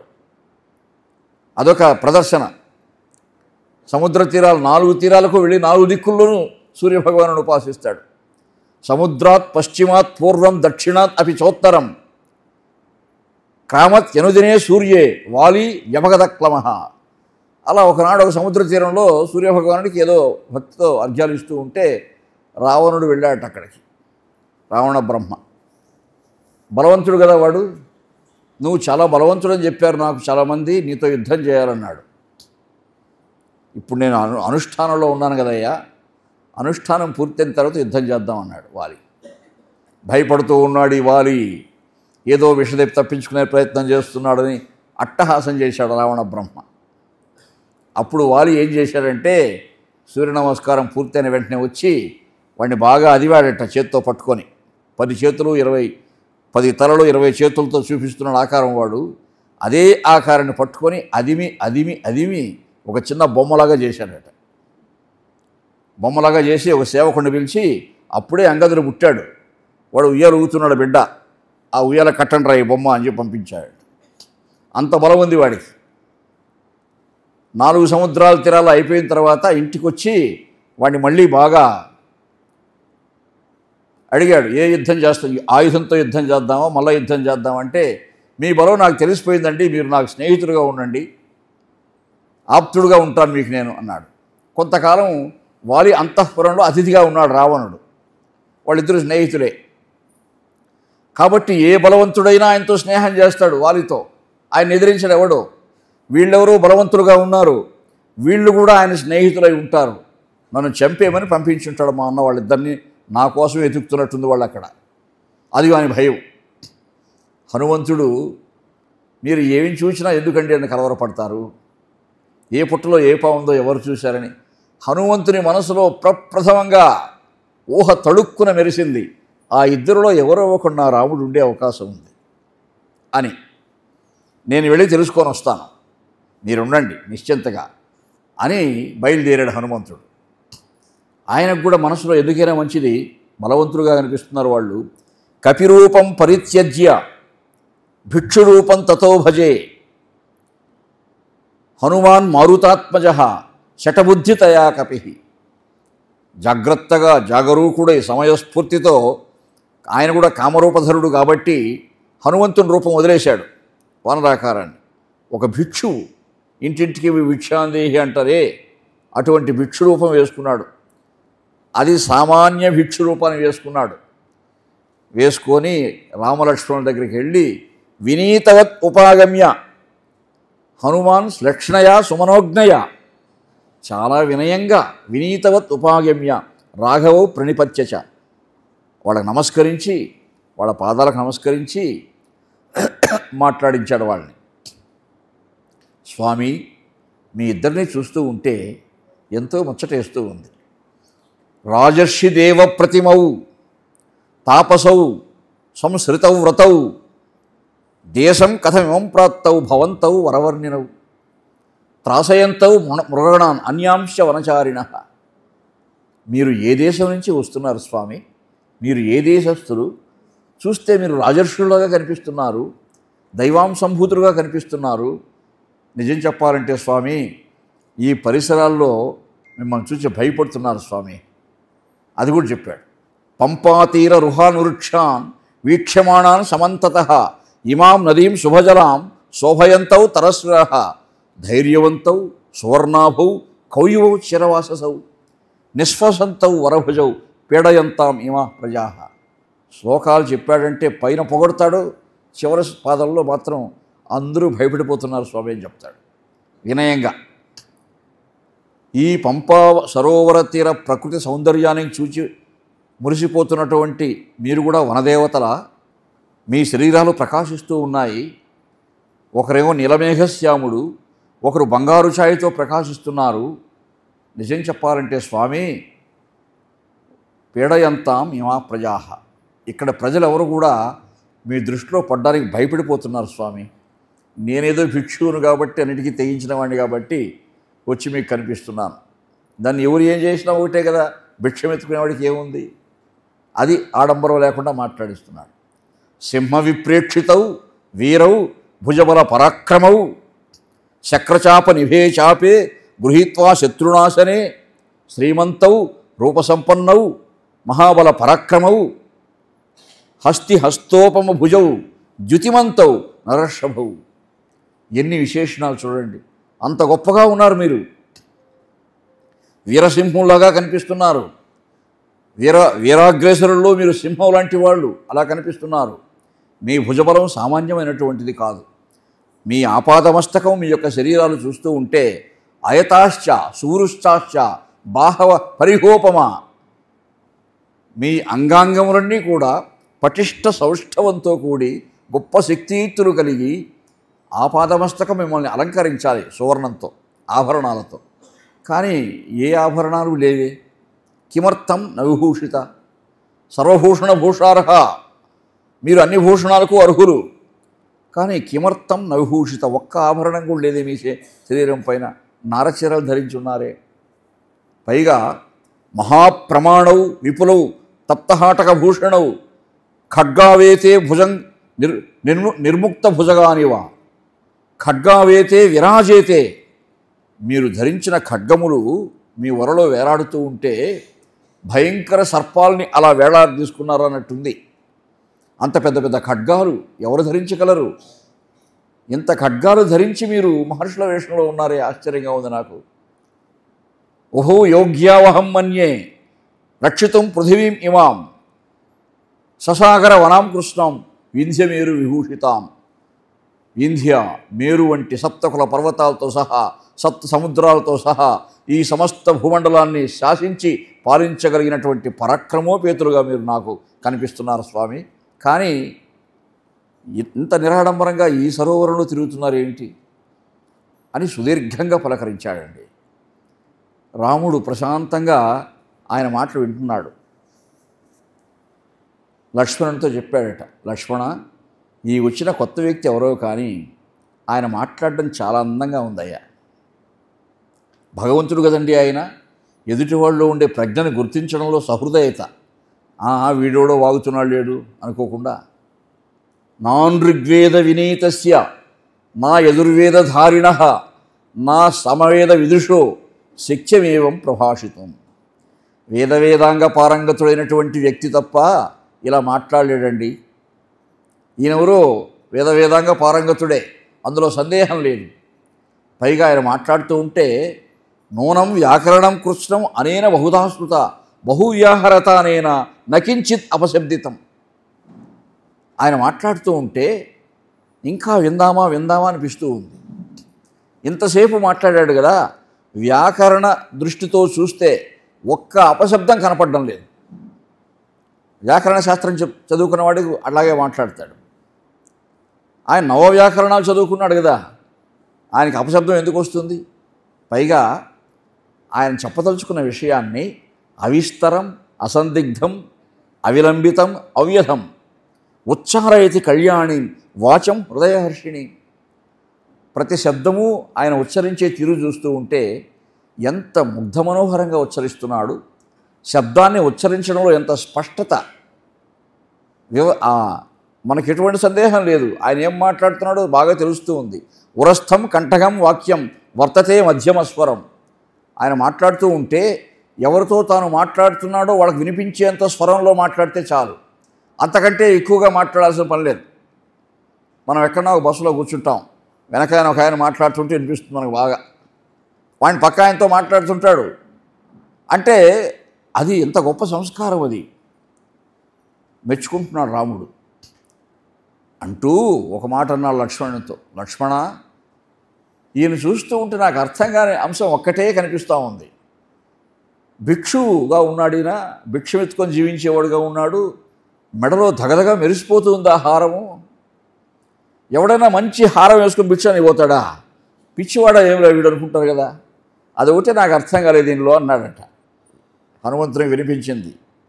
రామా భవత్ పదాబ్జ మకరంద మధువ్రతమై ఎడందలో ప్రేమమునెల్ల తావక నిరీక్షకి అర్పణ చేసి నిన్నే నా స్వామిగా ఆత్మబంధువుగా ప్రాణముగా తలపోయు దివ్య దీక్షామహితంబు జీవనము సత్కృప చేయుము చాలు మత్ప్రభు అర్థించాడు. రామా, ఇంకా నా జీవిత ధ్యేయం నెరవేరింది, నా రాముడవు నీవే నాకు తెలిసిపోయింది అని పరిసరాల్లో ఆ వికసించిన పుష్పాలన్నీ కూడా సంగ్రహించుకొని దోశలతో నుంచి తెచ్చి రాముని పాదాలపై పోసి తన వృత్తాంతం చెప్పుకున్నాడు. భిక్షురూపం వదిలేశాడు. వానరుడుగా హనుమంతుడుగా కనిపించాడు రామునికి. ఓ ఇదే నీ రూపము, మరి ఎక్కడి వాడు? సూర్యభగవాను శిష్యుణ్ణి, మా గురువుగారు ఆజ్ఞతో మిమ్మల్ని సేవించడమే నా జీవిత ధ్యేయము. అన్నమయ్య చెప్పినట్టు దేహము మోచిన తెగువకు ఇటువలే సాహసం ఇటువలే సాటితీగా ఆ పరమాత్మను సేవించడమే ఇంక నా జీవిత ధ్యేయం, నాకు వేరే ఏమి, నా అణువణువు ఇంక మీదే అన్నాడు. అప్పుడు సుగ్రీవుని స్నేహాన్ని అర్థిస్తున్నాడు కదా రాముడు. హనుమంతుడే చెప్పాడు, అదిగో మా రాజుగారు సుగ్రీవుడు ఉన్నాడు ఆ పర్వతం పైన, రండి మీరు ఆయనతో కలిస్తే ఇంకా మన లోకోపకారం జరుగుతుంది. అంటే రాముడు కోరుకుంటున్నది అదే. హనుమంతుని అనుసరించారు వాళ్ళు. సుగ్రీవుని దగ్గరికి తీసుకొని పోయినాడు. స్వామి, మీరు ఏమి చూసినా మీ అన్నగారిని చూసి తెలుసుకొని భయపడిపోతున్నారు. వాళ్ళు ఏం ప్రమాదకారుడు కాదు, రామలక్ష్మణుడు, దశరథ మహారాజు గారి కుమారుడు. రాముడు సీతా వియోగంతో బాధపడుతున్నాడు. అందులో మనము మన బలం సహకరించాలి స్వామికి. నీ సమస్యను ఆయన తీరుస్తాడు. ఆర్తత్రాణ పరాయణుడు భగవంతుడు ఈ రాముడే అన్నాడు. సుగ్రీవుడు ఆనందానికి అంతులేదు. రాముడు ఇక్కడికి వచ్చాడా, నన్ను వెతుక్కుంటూ వచ్చాడా, నాకంత అదృష్టం ఉందా అని సమీపంలో ఉన్న వృక్షాల నుంచి పెద్ద పెద్ద ఆకులు సంగ్రహించి ఆ ఆకులు ఆసనంగా చేసి అక్కడ రాముడిని కూర్చోబెట్టి సేవించాడట. రామా, నేను కూడా ఆపదల్లో ఉన్నాను, అన్నగారితో వేగలేకపోతున్నాను, నన్ను అన్వేషించి చంపేసే ప్రయత్నంలో ఉన్నాడు మా అన్నగారు, నీవే రక్షించాలి. అగ్నికుండం ఏర్పరచి సుగ్రీవుడు సుగ్రీవో రాఘవశ్చైవ వయశస్త్రం ఉపాగతౌ తతోగ్నిం ప్రదక్షిణీం కృత్య. అగ్నికి ప్రదక్షిణం చేసి అగ్నిసాక్షిగా సుగ్రీవుడు రాముడు స్నేహం చేశారు, ఒకరికొకరు ఆప్తులైనారు. ఒక చోట సమావేశం సుఖంగా కూర్చొని, ఇప్పుడు చెప్పయ్యా ఏమిటి నీ కష్టం, నీ బాధ ఏమిటి అన్నారు.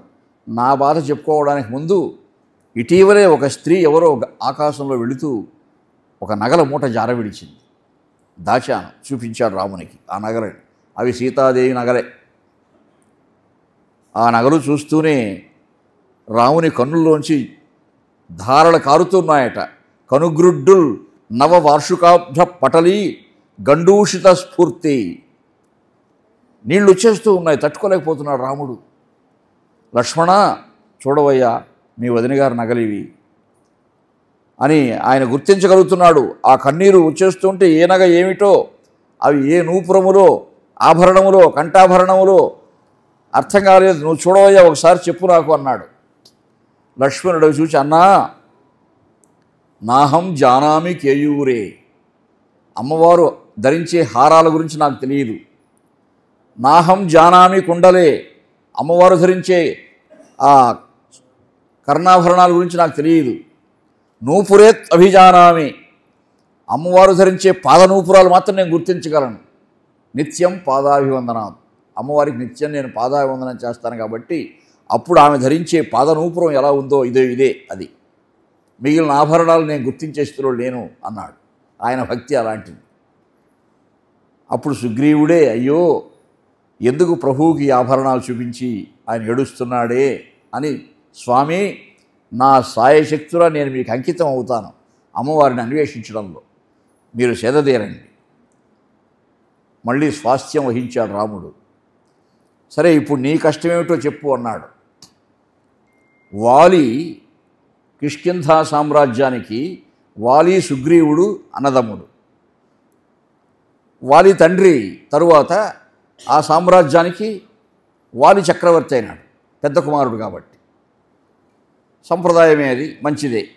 అయితే ఆ రోజుల్లో వాలి బలవంతుడు కాబట్టి ఎక్కడ బలవంతుడున్నా కానీ విరోధం వస్తుంది వాడికి. వాడిని పోయి కొడతాడు, ఎవరిని ఉపేక్షించడు. మాయావి అనే రాక్షసుడు, వాడు పెద్ద బలసంపన్నుడే. వాడికి వాలికి విరోధం కలిగింది. వాలి అంతఃపురంలో ఖేడీ విలాసంగా మత్తు పదార్థాలు తాగుతున్నాడు. అప్పుడు చుట్టూ అమ్మాయిలు ఉన్నారు. సరే ఆనందంగా ఉన్నావు నువ్వు, ఈ రాత్రంతా నువ్వు ఆనందంగా కాలం గడుపుకో, రేపు ఉదయం నాపై యుద్ధానికి రా, నిన్ను సంహరిస్తానన్నాడు మాయావి. వారికి ఆగ్రహం కలిగి, ఒరేయ్ నేను తాగే మత్తు పదార్థం వీరరసం, ఇదే రౌద్రరసం, నాకు ఉదయం దాకా ఎందుకు, ఇప్పుడే రా యుద్ధానికి అన్నాడు. ఘోరంగా యుద్ధం జరిగింది. వారి దగ్గర 4 దెబ్బలు తినేసరికి అర్థమైపోయింది వాడికి, మాయావికి, వీడు చంపేస్తాడు రా అని. యుద్ధరంగం నుంచి పరుగులు తీశాడు వాడు. వాలి పరుగెత్తాడు వాడిని, వీడిని చంపే వెనక్కి రావాలి నేనండి పట్టుదలతో. అన్న పోతూ ఉంటే సుగ్రీవుడు వెంటబడ్డాడు అన్నతో కూడా. అలా వాడు కీకారణ్యంలోకి వెళ్ళి ఒక బిలంలాగా ప్రదేశం ఉంటుంది అక్కడ, గుహ బిలం. ఆ గుహా బిలంలో ప్రవేశిస్తాడు రాక్షసుడు. సుగ్రీవునికి చెప్తాడు, సుగ్రీవా నువ్వు ఇక్కడే ఉండు, నేను లోపలికి వెళ్ళి వాడిని చంపే వస్తాను అని వెళ్ళాడు అన్నగారు. ఎంతకు రాడు. రోజులు గడిచిపోయినాయి, వారాలు గడిచిపోయింది, నెల గడుస్తూ ఉంది. అన్నగారు వచ్చే జాడ కనపడడం లేదు. అక్కడ ఏం చేయాలో సుగ్రీవునికి అర్థం కాలేదు. వెంటనే హఠాత్తుగా రక్త ప్రవాహం వచ్చింది లోపల నుంచి, పెద్ద వెల్లువ. ఎక్కడో గుహలో హాహాకారాలు వినిపించాయి. అన్నను చంపేశారు రాక్షసులంతా కలిసి అనుకున్నాడు. ఒకే మాయావి అయితే అన్న చంపేసి ఉండేవాడు, కానీ వాడు ఎందుకు లోపల పోయాడంటే వాడి పరివారం లోపల ఉండుంటుంది. అందరూ దొమ్మి కాబట్టి అన్నగారిని ఏదో చేసేశారు, లేకపోతే ఈ హాహాకారాలు ఏమిటి. అది జరిగిన తర్వాత కూడా 2-3 గంటలు వేచి ఉన్నాడు అక్కడ. వీడు బ్రతుకుంటే వచ్చేయాలి కదా, రాలేదు. అందుకని సంశయించి మనసు కీడు శంకించింది, అన్నను చంపేశారు. వెనక్కి వస్తూ ఎందుకైనా మంచిదని ఆ గుహకు అడ్డంగా పెద్ద బండ వేసేశాడు, లోపల నుంచి ఎవడు రాకుండా. తన అంతఃపురానికి వచ్చాడు. వస్తే ప్రజలు తెలుసుకున్నారు, మంత్రులు తెలుసుకున్నారు, మరి ఆయన లేని సమయంలో మీరే కదా చక్రవర్తి అని సుగ్రీవునికి పట్టాభిషేకం చేశారండి. ఆయన పట్టాభిషేకం చేసుకుంటూ ఉన్నాడు. వందిమాగతుల కీర్తనలు అన్నీ ఆహా ఓహో గానవాదాలు జరుగుతూ ఉండగా వాలి వచ్చాడు. అప్పుడు వస్తూ ఉంటే ఏమిరా పట్టాభిషేకం చేసుకుంటున్నావా, రాజ్యకాంక్ష అంతగా పెరిగిపోయిందా నీకు అని తమ్ముడిని, అన్నా అపార్థం చేసుకోవద్దన్నా, ఈ రాజ్యం నీదే, ఇంక నేను కూర్చొని సింహాసనం పైన దిగేశాడు. కిరీటం తీసి అక్కడ పెట్టేశాడు. చీ దుర్మార్గుడా, అందితే జుట్టు అందకపోతే కాళ్ళ, అదే నువ్వు ప్రదర్శించేదని బాగా కొట్టాడు తమ్ముడిని. కొట్టి దేశ బహిష్కారం విధించాడు. నాకు కనిపిస్తే చంపేస్తానన్నాడు. అక్కడి నుంచి పలాయన మంత్రం పరుగెత్తి వచ్చి ప్రాణాలు దక్కించుకున్నాడు సుగ్రీవుడు. ఆ మతంగ పర్వతంపై తలదాచుకున్నాడు. ఆ మతంగ పర్వతంపైకి రాడు వాలి. ఎందుకు రాడంటే ఈ మాయావికు సోదరుడు ఒకడున్నాడు దుందుభి అని. వాడు ఆగ్రహించాడు, అన్నగారినే చంపుతాడు వాడికి ఎంత బలం ఉంది అని. వాడు తపస్సు చేసి అఖండ బలం సంపాదించి సముద్రుని ముందు యుద్ధాన్ని పిలిచాడట. సముద్రుడు నేనే యుద్ధం చేస్తానయ్యా నీకు, నీ వంటి బలాఢ్యుడు వెతుక్కో అన్నాడు. హిమవత్పర్వతరాజుని యుద్ధాన్ని పిలిచాడు, ఆయన అదే అన్నాడు. మరి నా వంటి బలాఢ్యుడు ఎక్కడున్నాడు చెప్పండి, ఇదిగో వాలి, మీ అన్నాన్ని చంపేశాడు కదా. సరాసరి వాలి దగ్గరికి వచ్చాడు, యుద్ధానికి రారా అన్నాడు. ఓ వాడి తమ్ముడు వీడు వచ్చి ఆ దుందుభిని బాగా కొట్టాడు. మళ్ళా యుద్ధం చేశారు, దుందుభిని చంపేశాడు. అలవోహగా చంపాడు. దుందుభిని చంపి వాడి కళేబరాన్ని కాలుతో తన్నాడట శవాన్ని. అది వెళ్ళి మతంగ మహర్షి ఆశ్రమం దగ్గర పడింది. అలా పడ్డంతో కొన్ని రక్త బిందువులు ఆశ్రమంలో పడ్డాయి. మహర్షి ఎవడ్రా వాడు, నా దగ్గర నా ఆశ్రమంలో రక్త బిందువులు పడేట్టుగా చేశాడు అంటే, పరిచారకులు వాలితో యుద్ధం జరిగింది దుందుభి, ఎదుగో ఆ కళేబరం అక్కడ పడింది స్వామి, ఇక్కడ రక్త బిందువులు పడినాయన్నాడు. అలా సంగతి, అంత బలగర్వం వాడికి. వాడు ఈ పరిసర ప్రాంతాలకు ఇంకా వచ్చాడంటే వాడి తల వేయి వ్రక్కలవుగాక శపించాడు. వీళ్ళు చెప్పారు వాడికి, నీకెంత బలం ఉన్నా మహర్షి శాపం ఉంది. విశ్వామిత్రుడు కూడా వశిష్ఠుడి దగ్గర ఏం చేయలేకపోయాడు కదా, ఎన్ని ఆయుధాలు ప్రయోగించినా ఏకైనా బ్రహ్మదండేనా, ఒక బ్రహ్మదండం వండబెట్టే బ్రహ్మాస్త్రం కూడా ఏం చేయలేదు. వాలి అర్థం చేసుకున్నాడు, మహర్షుల శాపం అమోఘం. ఆయన అర్థించే ప్రయత్నం చేశాడు. నాకు అసలు కనపడకూడదు, నువ్వు వెళ్ళురా అన్నాడు వాలి. కాబట్టి వాలి ఈ పర్వత ప్రాంతానికి రాడు. వాడు రాడు కాబట్టి నేను ప్రశాంతంగా ఉన్నాను ఇక్కడ. వాడు రాలేడు కాబట్టి ఎంతోమంది బలాఢ్యుల్ని పంపించాడు నన్ను చంపేయడానికి. మీరు కూడా అలా వచ్చారేమని భయపడ్డాను రామా, ఇది నాకు మా అన్నకు విరోధం రావడానికి కారణం అని చెప్పుకున్నాడు. అయితే ఆ వారిని నిర్జించి కిష్కింధా సామ్రాజ్యానికి నిన్ను పట్టాభిషిక్తుని చేస్తాను, భయపడకు అన్నాడు. కిష్కింధా రాజ్యానికి వాడిని పట్టాభిషిక్తుని చేయడము, సీతాన్వేషణలో వాడు వెంటనే సేవలు అందించడం, అది వాళ్ళ అవగాహన. కానీ సుగ్రీవునికి భయం మనస్సులో. రాముడు చెప్తున్నాడు కానీ రావణుణ్ణి అదిమి బొమ్మలాగా చేశాడు మా అన్న. దుందుభి వాడు ఎంత బలవంతుడండి, 4 దెబ్బలతో చంపేశాడు వాడిని. అటువంటి వారిని చంపుతానంటాడు రాముడు. ఈయనకంత బలం ఉండొచ్చేమో, రామబాణం అంటారు, రాముడు అంటారు, ఆయన విశ్వామిత్రుడు యజ్ఞ సంరక్షణ చేశాడంటారు అని కొంత సంశయగ్రస్తుడైనాడు. తన సంశయాన్ని హనుమంతునితో చెప్పుకున్నాడు. హనుమ, ఎలా రాముని బలం పట్ల నాకు ఒక అవగాహన కలగాలంటే ఎలాగా అని. అయ్యా విన్నవించుకో, మొగమాటం అక్కర్లేదు భగవంతుని దగ్గర, నీకేది కావాలో చెప్పుకో అన్నాడు. తన సందేహం చెప్పాడు సుగ్రీవుడు. మరి ఏం చెయ్యాలి? దుందుభి ఎంత బలవంతుడంటే ఒక్కసారట కాలుతో తంతే మా అన్నగారు అక్కడ పడింది వాడి శరీరం, మీరు తంతే ఎంత దూరం పడుతుందో చూడాలన్నాడు. రాముడు వెళ్ళి ఊరికే అన్నాడు అలవోగ్గా, 10 యోజనాలు పోయి అవతల పడిందట. వాలి ఎంత పడలేదు. అప్పుడు ఓ ఎంత బలం ఉందా రామునికి.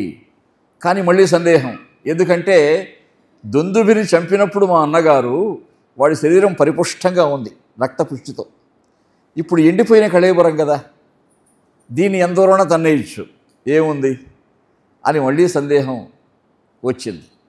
పోనీ ఏం చేయమంటావు చెప్పయ్యా, నీ సందేహం తీరిపోవాలి అన్నాడు.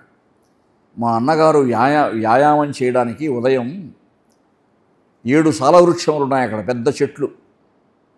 ఆ 7 సాలవృక్షముల దగ్గరికి వచ్చి ప్రతిరోజు ఒక చెట్టు చివరికి వరకు వెళ్ళి కింద దిగేవాడు. పై కొమ్మను మళ్ళా భూమి తాకేట్టుగా ఉంచి పైకి వదిలేవాడు. అంత బలం ఉంది. మీరు ఏదైనా ఒక వృక్షాన్ని అలవోహగా ఛేదించండి, అలా నమ్మకం కలుగుతుందన్నాడు. అప్పుడు బాణం తీసి రాముడు ఒకేసారి ఒకే బాణమే పవిధారా పతనంబు గైకొనని అప్పౌలస్త్యుమై సప్తధాతువులందూలు పరిశ్రమంబునకు ఉద్యోగించనాన్ సప్తసాల విభేదంబునరించి వైళమ సలీలంజన్న యుష్మన్మరు జవనాస్త్రం బుసగుల్ సిరుల్ రఘుకుల స్వామి రమావల్లభ. ఆ ఒక్క బాణం 7 సాలవృక్షాలని భేదించి మళ్ళీ రాముని అమృపదిలోకి వచ్చిందట. ఆ బాణం కృతార్థుడైపోయాడు సుగ్రీవుడు. అమ్మా, ఇంత బలం ఉందా రామునికి, రామ బాణానికి ఇంత శక్తి ఉందా, కాబట్టి ఇంకా మా అన్నగారు ఏం చేయలేరు రాముణ్ణి, అర్థమైపోయింది. వీళ్ళు యుద్ధానికి పిలువు మీ అన్నగారిని, మీ ఇద్దరు యుద్ధం చేస్తూ ఉంటే వారిపై బాణప్రయోగం చేస్తాను, సంహరిస్తానన్నాడు. సుగ్రీవుడు వెళ్ళి యుద్ధభేరి మురగించాడు. వాలి ఏమిరా వీడికి ఏమైనా పిచ్చి పట్టిందా, తన్నులు తిని మళ్ళీ నాపై యుద్ధానికి వస్తున్నాడు వీడు అని వచ్చాడండి. సుగ్రీవుడు అన్ని విషయాలు చెప్పగానే రాముడికి అసలు విషయం చెప్పరా. ఎందుకంటే వాళ్ళ కవల పిల్లలు కదా, ఒకే విధంగా ఉంటారు వాళ్ళు. యుద్ధం చేస్తూ ఉంటే ఎవడని తెలుస్తుంది. బాణం వేస్తే పోయి సుగ్రీవుడికి తగిలితే ఏం చేయాలి? ఈ సంగతి చెప్పలేదా నాకు ఈ సుగ్రీవుడు, నాకు ఎవడు వాలో ఎవడు సుగ్రీవుడు అర్థం కాలేదు యుద్ధం చేస్తూ ఉంటే అని రాముడు బాణప్రయోగం చేయలేదు. పాపం 4 తన్నులు తిన్నాడు సుగ్రీవుడు, వచ్చేసాడు వెనక్కి. రామా, నిన్ను నమ్మిపోయాను, దెబ్బలు తినేసి వచ్చానంటే నువ్వు అసలు విషయం చెప్పాలి కదా. నువ్వు మనలో కూడా ఉంటాం, జీవలక్షణం చెప్పాల్సింది చెప్పరు. అమెరికాకి వెళ్ళాలని బయలుదేరుతాం, ఇంట్లో పాస్పోర్ట్ మర్చిపోతాం. అలా ఎన్నిసార్లు జరుగుతుంది, ఎంతమంది జరుగుతుంది చూస్తుంటాం కదా.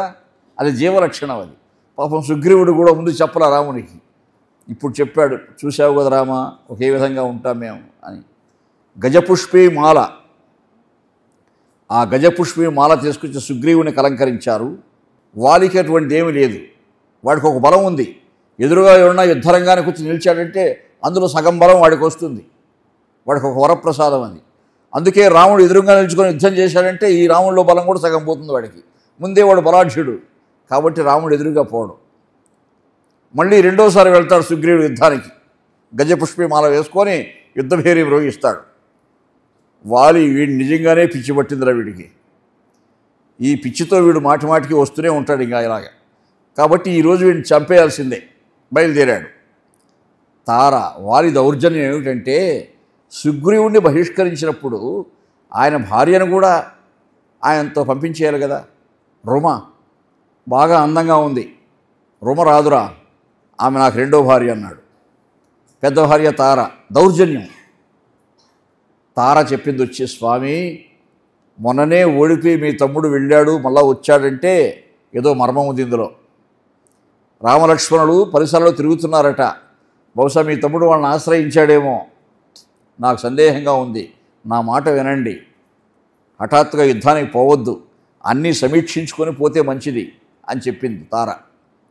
ఉర్వింధ్యాద్రి కరంబులను పెరుకనిమ్ము, ఉర్వీషుడేపారగా ధరణీ చక్రము త్రిప్పనిమ్ము, కనదుద్యత్ పావకస్పర్తి భీకర బాణంబుల చంద్ర తారక యుకాస స్థలంబున్ ససాగర పర్యంతము కాల్చనిమ్ము, తుది శంఖం పొందనేనింతకు. నా బలం ఏమనుకున్నావు నువ్వు? వింధ్య పర్వతాన్ని పెకరించి చేత్తో పట్టుకొని పైకి లేపగలను, హిమాలయాలు పెకరించగలను, ఆకాశాన్ని అరచేతికి తీసుకొని తీసుకురాగలను. అటువంటి బలం కలిగిన నాకు ఎవరో వచ్చారు, వీడు వాళ్ళని ఆశ్రయించి ఉంటాడు, రాముడికి ఇంకెవడు దొరకలేదా, మనవాడే దొరికాడా? నిజంగా రాముడు నీతివంతుడైతే నా దగ్గరికి వస్తాడు, బలవంతుడు నేను కాబట్టి అంటే నాకు భగవతత్వం అర్థం కాల. కాబట్టి పక్కనుండు, నా బలాన్ని శంకించి మాట్లాడద్దు అని వాళ్ళని పక్కకు తోసి యుద్ధానికి పోతాడు. పాపం యుద్ధం ప్రారంభంలోనే ఎక్కువసేపు దెబ్బలు తినకూడదు కదా భక్తుడు సుగ్రీవు. పాపం అంతకుముందే బాగా దెబ్బలు తినున్నాడు. చండాసీ విష ఘోరసాయకము చంచజ్యా సమేతంబుగా నిండారం తెగదీసి లోకములు ఘూర్నిల్లంగా రామక్షితీసుండు ఆస్ఫోటన చేసే దుందువిఘన క్షుళిద్ర దంభోళి ఉద్దండారింధన కేళి ఇద్ధరణ విద్యాశాలి వాలిన్ పడన్. రామబాణం పోయి తగిలింది వాలికి, వక్షస్థలంలో కింద పడ్డాడు. జవసత్వాలు విడిగిపోయాయి. రామబాణం ఇప్పుడు పోయి లోపల గుచ్చుకుందో వాలి జవసత్వాలని నశించిపోయి కదిల్చలేకపోతున్నాడు. శరీరాన్ని కింద పడిపోయాడు. దీనంగా మూలుగుతున్నాడు. ఏమిటి ఈ దైన్యం నాకు? ఎక్కడిది ఈ బాణం? ఎక్కడి నుంచి వచ్చింది? మా వాడిది కాదే ఇది అంటే రాముడి దగ్గరికి వచ్చాడు. రామా, ఇది నీ పనియా? సూర్యవంశము క్షత్రియుడైనటువంటి నీవు ధర్మాన్ని తప్పి ప్రవర్తించావే, ఇటువంటి యుద్ధరంగంలో నన్ను నువ్వు చంపవచ్చునా అన్నాడు. ఏమయ్యా, మృగప్రాయుడవై జంతు సంస్కారంతో నువ్వు ప్రవర్తించావు కాబట్టి, మానవ సంస్కారం నీలో లేదు కాబట్టి, తమ్ముని భార్యను ఎవడన్నా చెరపడతాడా? తమ్ముని భార్య బిడ్డతో సమానం కదా. కాబట్టి సత్యం గుర్తించకుండా తమ్ముడిని బహిష్కరించడం ఒక తప్పు. అక్కడ జంతు సంస్కారం చూపించావు. తమ్ముని భార్యను చెరబడ్డం మరొక తప్పు. అక్కడ జంతు సంస్కారమే చూపించావు. కాబట్టి సుక్షత్రియులు జంతువులను ఎలా వేటాడుతారో నిన్ను అలా వేటాడాను అని రాముడు సమర్థించాడు. అంగీకరించాడు వాలి. నిజమే రామా, అంగీకరించాడు. కానీ మా సుగ్రీవుడు ఎంత అదృష్టవంతుడు రామా, నీ పదపద్మాలు ఆశ్రయించాడు, నిన్ను ఆశ్రయించాడు. నాకు ఆ అదృష్టం లేకపోయింది. అంగదుడిని పిలిచాడు, కుమారుణ్ణి. నాకు ఆ అదృష్టం లేదు కానీ నా బిడ్డకు ఆ అదృష్టం కల్పించు. ఈ రోజు నుంచి నా బిడ్డ నీ పాదార విందాలను ఆశ్రయిస్తాడు అని అంగదుడిని రాముని చేతిలో పెట్టాడు. రాముడు ఆశీర్వదించాడు. నీ బిడ్డ యొక్క యోగక్షేమాలు నేను చూసుకుంటానన్నాడు. అలా అంగదుణ్ణి స్వీకరించాడు. సుగ్రీవునికి చెప్పి వాలికి ఉత్తర క్రియలు చేయమన్నాడు. అంగదుణ్ణి అప్పగించేసి రామునికి ఆయన పాలన వదిలేశాడు. వాలికి ఉత్తర క్రియలు శాస్త్రోక్తంగా జరిపించాడు సుగ్రీవుడు. వర్ష ఋతువు వచ్చింది. ఈ వర్ష ఋతువు పోయిన తరువాత ఇక సీతాన్వేషణ ప్రారంభించాలి. రాముడు పట్టణంలోకి రాడు, వనవాసమే కదా. లక్ష్మణుడికి అది అమ్మ విధించలేదు కాబట్టి లక్ష్మణుని వెళ్ళి పట్టాభిషేకం చేసిరమంటాడు సుగ్రీవునికి. సుగ్రీవునికి పట్టాభిషేకం చేస్తాడు లక్ష్మణుడు. శాస్త్రోక్తంగా చేయించిన తర్వాత సుగ్రీవుడు, లక్ష్మణుడు, హనుమంతుడు రాముని దగ్గరికి వెళ్ళి హనుమంతుడు చెప్తాడు, శుష్కారీంధన తావపావక రఘుక్షోణీశ నీ ప్రాపునన్ కిష్కింధాపుర రాజ్యమున్ బడసే సుగ్రీవుండు సమస్త కపులున్ వేగొల్వ లక్ష్మీ దివ్య రోచిష్కీర్తులు విలసిల్ల అర్హపదుడై చిన్నారు చున్నాడిలను. రామా, నీ కరుణాకటాక్షం చేత కిష్కింధా రాజ్యానికి అధిపతి అయినాడు ఈ సుగ్రీవుడు. ఇదంతా నీ కరుణ అని హనుమంతుడు ప్రార్థించాడు, సుగ్రీవుడు ప్రార్థించాడు. వర్ష ఋతువు వెళ్ళిన వెంటనే సుగ్రీవుడు తన వానర సైన్యాన్ని వినియోగించి సీతాన్వేషణ జాడ, అమ్మవారి జాడ తెలుసుకోవాలని ప్రయత్నాల్లో ఉన్నాడు. అంతవరకు రాముడు కూడా విశ్రాంతి మతంగ పర్వతంపై ఉన్నాడు. వర్ష ఋతువు అయిపోయింది. మసలక కాలమేగి మధుమత్తం వెళ్ళిందము చండభాస్కర ప్రసరము, అన్ని ఋతువులు గడిచిపోతున్నాయి. వాడు హాయిగా రాజ్యకాంక్షలో మునిగున్నాడు సుగ్రీవుడు. తాత్కాలికంగా రాముని సేవను విస్మరించినట్లే. జీవుని అవస్థ అంతేనండి. అన్నీ బాగా ఉంటే దేవుడు ఏముంది అంటాడు. అంతకుముందు అంతా స్వామి పరమాత్మ నీదే కరుణ అంటాడు. లేకపోతే నన్ను మించిన వాళ్ళు లేడంటాడు. తాత్కాలికంగా సుగ్రీవునిలో కూడా ఆ భావన కలిగింది. లక్ష్మణుడు వచ్చాడు. జగతీనాథునితోడ ఆడిన ప్రతిజ్ఞావాక్యముం చేసి సత్యగరిష్ఠుండవు కమ్ము. లక్ష్మణుడు చెప్పాడు, సుగ్రీవా, అన్నగారికి నువ్వు ఏం వాగ్దానం చేశావు? హనుమంతుడు ఉన్నాడు కదా, చెప్పడం లేదా? ఆ వాగ్దానం నెరవేర్చే ప్రయత్నం చేయాల్సిన పని లేదా? నిజం చెప్పాడు, సత్యం చెప్పాడు లక్ష్మణుడు. యమలోకం బేగి, మహోగ్ర యమలోకం బేగి అచ్చోట ప్రేతగతిని పొంది చరించుచున్నా. మీ అన్నగారికి ఆయుష్ ప్రమాణం తీరలేదు, మా అన్నగారు చంపేశారు. ఆయుష్ ప్రమాణం తీరకుండా చచ్చినవాడు ఎలా ఉంటాడు? ప్రేతం అవుతాడు. ఆయుష్ పూర్తయినంత వరకు ప్రేతంగా చరిస్తూ ఉండి మళ్ళీ వాడు ఏ లోకానికి వెళ్ళాలో వెళ్తాడు. ఇప్పుడు మీ అన్నగారు ప్రేతమై చరిస్తున్నాడు.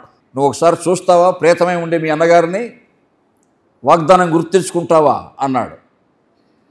వచ్చి కాళ్ళపైన పడ్డాడు సుగ్రీవుడు. లక్ష్మణ, క్షమించు, మందబుద్ధిని అజ్ఞానాంధకారంలో కొట్టుమిట్టాడు ఈ జీవుడు, మన్నించు నాయన అని వెంటనే ఫలపుష్ప తాంబూలాదులు తీసుకొని వెళ్ళి రాముని పాదపద్మాలు సేవించి ఆ రోజు నుంచి ఇక సీతాన్వేషణ ప్రారంభించారండి.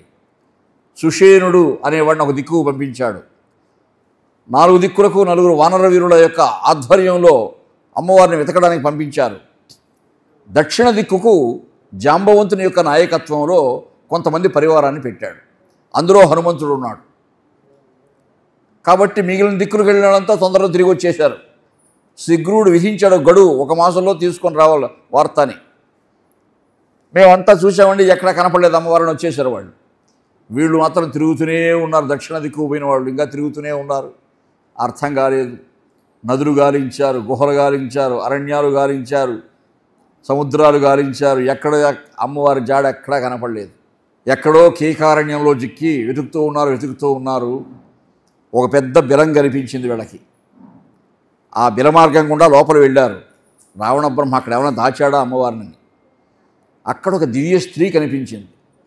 స్వయంప్రభ ఆమె పేరు, దివ్యకాంత. ఆమె ఇక్కడికి ఎందుకు వచ్చారండి, రాకూడదే ఇక్కడికి అన్నది. అమ్మ, సీతాన్వేషణం చేసుకుంటూ వచ్చాను తల్లి, అమ్మవారు కనపడలేదు. మేము రామకార్యం కోసం తిరుగుతూ ఉన్నాము, రాముని సేవలో భాగం ఇది, మీకేమైనా తెలుసుంటే చెప్పమ్మా అన్నారు. ఆ స్వయంప్రభాదేవి అందరికీ స్నానం ఏర్పాట్లు చేసి, చాలా కాలం అయిపోయింది వాళ్ళు మంచి భోజనం భోంచేసి, అందరికీ మంచి భోజనం పెట్టి, అయ్యా ఇక్కడుంటే మీకు సీతమ్మ వారు కనపడరు, ఒకసారి కళ్ళు మూసుకోండి అన్నది. కళ్ళు మూసుకున్నారు. ఆమె యొక్క శక్తితో వాళ్ళని బయట చేర్చేసి, ఇదిగో ప్రస్రవణ పర్వతము, ఇది మహేంద్రాద్రి, సముద్రం ఉన్నది, అమ్మవారిని వెతుక్కోండి అని వెళ్ళిపోయింది. ఏదో తల్లి దారి చూపిస్తుంది అనుకుంటే ఇలా అయిపోయిందే మన గతి అని వాళ్ళు బాధపడుతూ కూర్చున్నారు అక్కడ అందరూ. గడువు అయిపోయింది, సుగ్రీవాజ్ఞ, ఏమైపోతే చంపేస్తారా ఆయన, అంతకంటే ఆత్మత్యాగం చేయడమే మంచిది ఈ సముద్రంలో దూకి అనుకుంటున్నారు అందరూ. జాంబవంతుడు, అంగదుడు అంతా కూడా అనుకుంటున్నారు. వీళ్ళు సముద్రంలో దూకి మరణిస్తే బాగుంటుంది అనుకుంటూ ఉంటే ఒక పక్షిరాజు విన్నాడు. అది పెద్ద పక్షి, భయంకరంగా ఉంది. అరే, వీళ్ళు సముద్రంలో పడిన వెంటనే మన వాడిని పంపించి ఆ శవాలు ఎత్తుకొచ్చి తినచ్చు హాయిగా అని చెప్పుకుంటూ ఉంది. ఆ సంపాతి అనే పక్షి. అంటే మన ఆయుష్ ప్రమాణం పూర్తి అయిపోయిందేమో, ఆ పక్షి ఇలా అనుకుంటూ ఉంది, విన్నారా అని వానరులు చెప్పుకుంటున్నారు ఒకరికొకరు. చెప్పుకుంటూ ఉంటే అప్పుడు ఆ జాంబవంతుడు అన్నాడట, ఇదే ఇటువంటి పక్షిరాజే జటాయువు త్యాగం చేసి అమ్మవారి కోసం పోరాడాడు, రామకార్యం చేశాడు. ఈ పక్షి ఎవరో మనం తినేయాలని చూస్తున్నారు అని అనుకున్నాడు. అది ఆ మాట వినిపించింది ఆ పక్షికి. ఆ సంపాతి ఎవరో కాదు, జటాయు సోదరుడే. అయ్యా, మా సోదరుడు మరణించాడా, నాకు ఆ వార్త ముందు చెప్పండి, విశేషాలు చెప్పండి అని అడిగాడు ఆ పక్షిరాజు. చెప్పారు వీళ్ళంతా.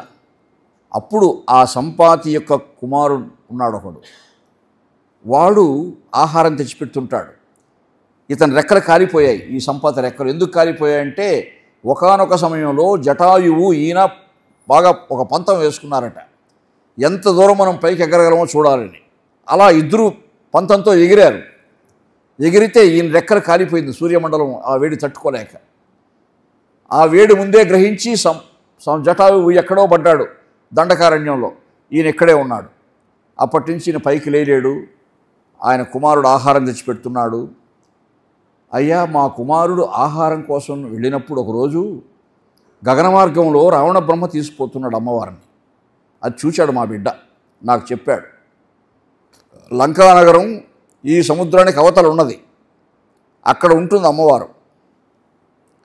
నా రెక్కలు కాలిపోయినా నా కన్నులకు శక్తి బాగా ఉంది, ఎన్నో యోజనాలు కూడా చూడగలను నేను చూపు.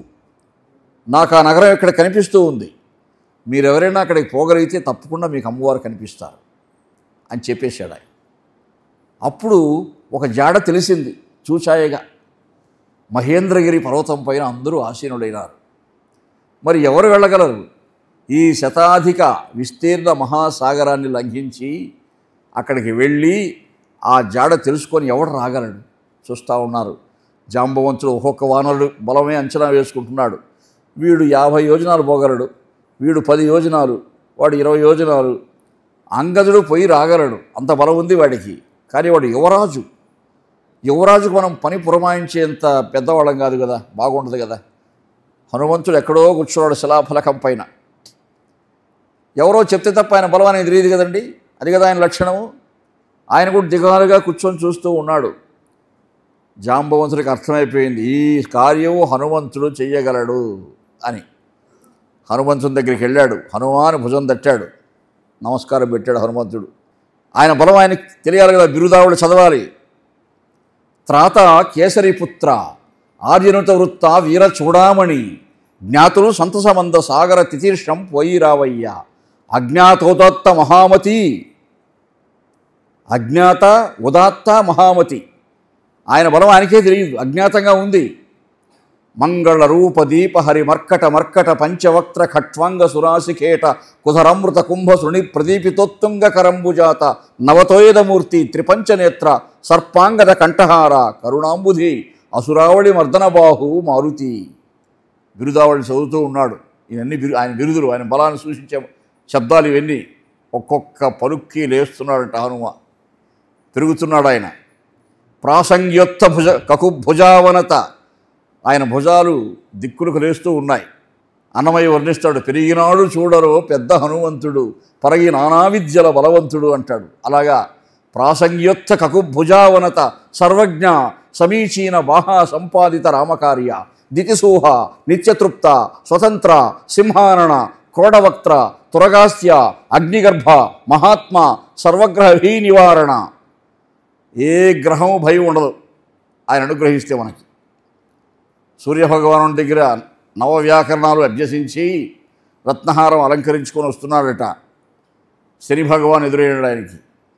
ఏమయ్యా నేను అందరినీ పట్టాను, ఎవరిని వదలలేదు, నిన్ను కూడా ఏదో చాలా నవవ్యాకరణాలు చదువుకున్నావు అంటున్నావు సూర్యభగవాను దగ్గర, నీ మస్తిష్కం నీ ధారణ చాలా గొప్పదని వర్ణిస్తున్నారు మహర్షులంతా, నీ తలపైనే పడతానన్నా అంట. పట్టండి స్వామి అన్నాడు. శని తలపై పోయి కూర్చున్నా అంట.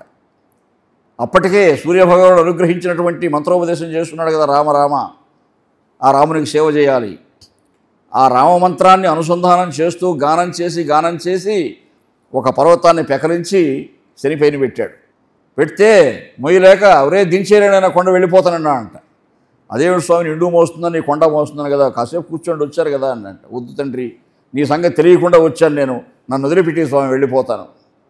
నన్నే కాదు, నా రాముని అర్చించేవారిని కానీ, నా రాముని ఆశ్రయించిన వారిని కానీ, నన్ను భజించేవారిని కానీ మీరు పీడించకూడదు అని వాగ్దానం తీసుకొని వదిలాడట. అది చెప్పాడు జాంబవంతుడు. సర్వగ్రహభీ నివారణ సముద్రాంభో మహాపద్దరి, ఈ సముద్రాన్ని నువ్వే తరించగలవు నాయన అని వర్ణించాడు. వర్ణిస్తూ ఉంటే ఎక్కడో ఆకాశంలో ఉన్నాడు ఇప్పుడు ఆయన. ఇక ఆయన ఏ విధంగా ఉద్యమం సాగిస్తాడు, ఆ మహాసాగరాన్ని ఎలా లంఘిస్తాడు, అక్కడ పోయి ఎలా అమ్మవారిని కలుసుకుంటాడు, అదే సుందరకాండ. సుందరుడు అని తల్లి చేత కొనియాడబడినటువంటి ఆ బిడ్డ పరాక్రమం చూపించే సందర్భమే ఆ లోకోత్తర వీర పరాక్రమాన్ని చూపించి లంకానగరానికి వెళ్ళి అమ్మవారిని చూచి మళ్ళీ తిరిగి వస్తాడు ఆయన. అదే సుందరకాండ. అది మనం రేపు చెప్పుకుంటాం. నేను ఏదో కొట్టే తెచ్చని చెప్పేస్తున్నానండి. ఒక రోజులో కిష్కింధాకాండ చెప్పలేం, చాలా రోజులు పడుతుంది. కాబట్టి మనందరికీ ఈ రామరసానుభూతి కలిగించినటువంటి పెద్దలు గల్లా రామచంద్ర నాయుడు గారు. ఆ రామనామంలో రామరసానుభూతిలో ఉండే మాధుర్యాన్ని సోదరీమణి ఈరోజు రుచి చూపించారు మీ అందరికి కూడా. ఆ రామనామం ఎంత గొప్పదో. కాబట్టి మనమంతా కూడా ఇప్పుడు శ్రీరామ కైంకర్యంలో ఉన్నాము. ఇంత అదృష్టం మనకు కలిగించినటువంటి పెద్దలందరికీ కూడా రామచంద్ర నాయుడు గారు, అమ్మ అరుణకుమారి గారు, వారి యొక్క అనుయాయులు రామానాయుడు గారు, భానుమూర్తి నాయుడు గారు, రాధాకృష్ణ, వీళ్ళందరికీ పెద్దలందరికీ నా యొక్క పునః ప్రణామాంజలుడు సమర్పిస్తూ ప్రస్తుతం సెలవు తీసుకుంటాం.